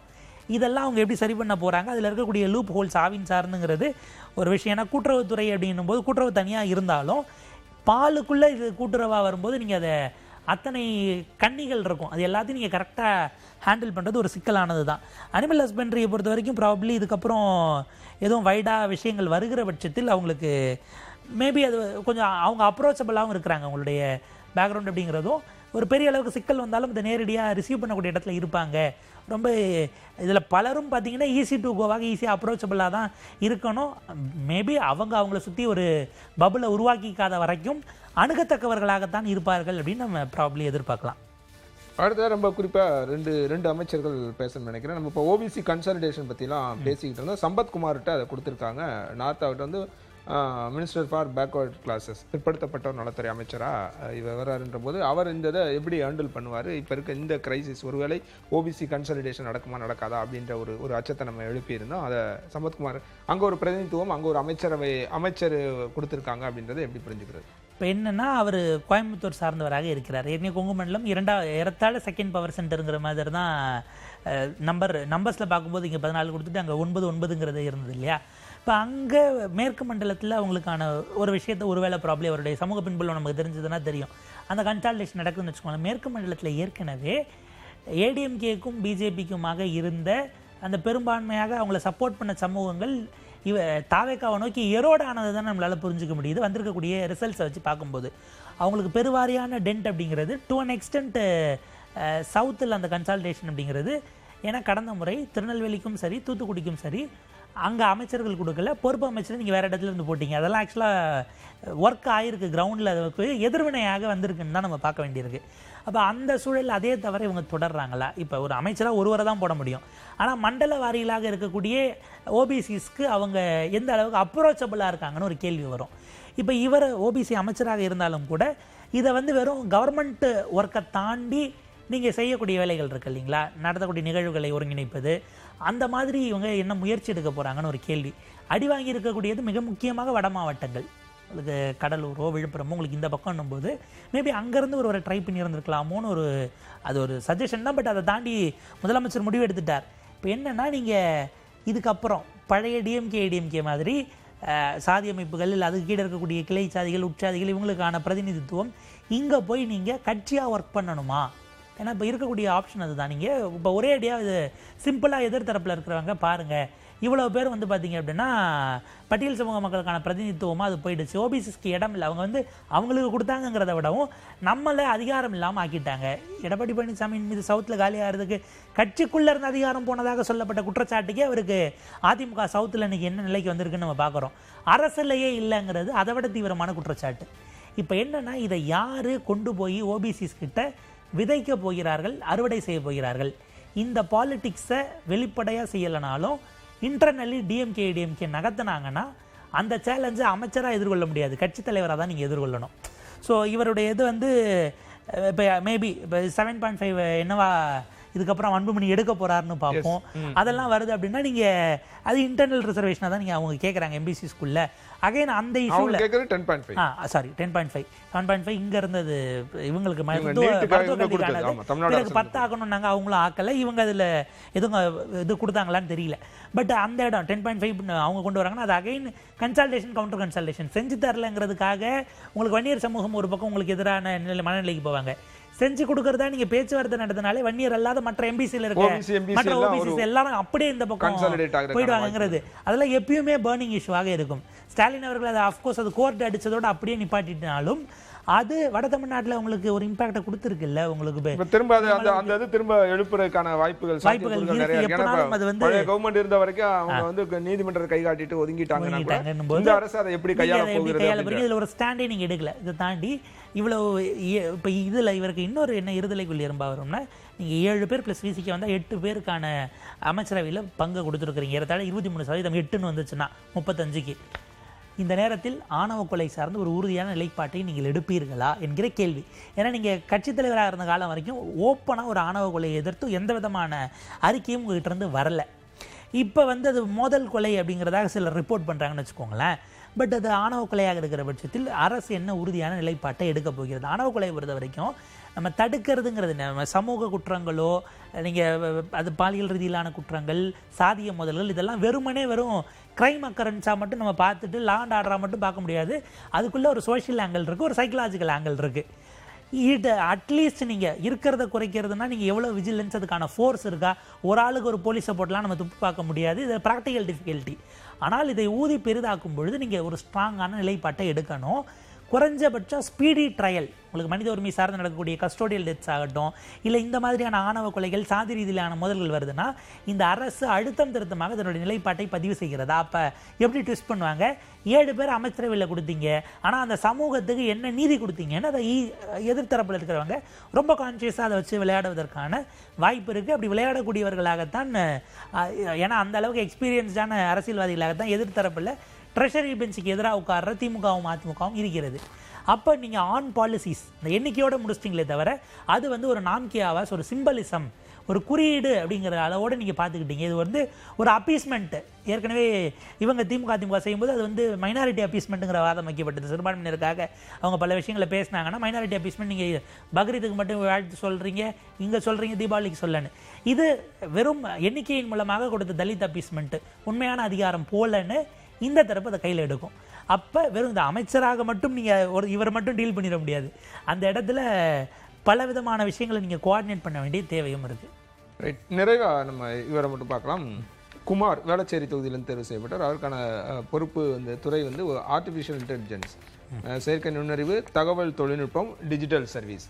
இன்றைய சமூக ஊடகங்கள் அல்லது சமூக வலைத்தளங்கள் ஆதிக்கம் செலுத்தக்கூடிய இன்றைய சூழலில் இந்த துறை எவ்வளவு முக்கியமானது? இதற்கு முன்பாக அங்கே பழைய கவர்மெண்ட்டில் பிடிஆர் வச்சுருந்தாரு, மனோ தங்கராஜ் வச்சுருந்தாங்க. இந்த மாதிரி நிறைய அமைச்சர்கள் கடந்த ஆட்சி காலத்தில் வச்சுருக்காங்க. இந்த துறை இவர் எப்படி கையாள போகிறார்? மிக குறிப்பாக இன்றைக்கி தேதியில் ஃபால்ஸ் நேரேஷனும் ஃபேக்ட் செக் பண்ண வேண்டிய தேவைகளும் நிறையா இருக்குது. எது உண்மை எது பொய்னு கண்டறியறதுல நிறையா சிக்கல் இருக்கும்போது இந்த துறை எவ்வளோ முக்கியம், இதை இவர்கள் எப்படி கையாளுவார்கள் நினைக்கிறேன்? மேபி ஏஐக்கு ஒரு துறை என்பது முதலமைச்சர் கொடுத்த வாக்குறுதி. அந்த வாக்குறுதியினுடைய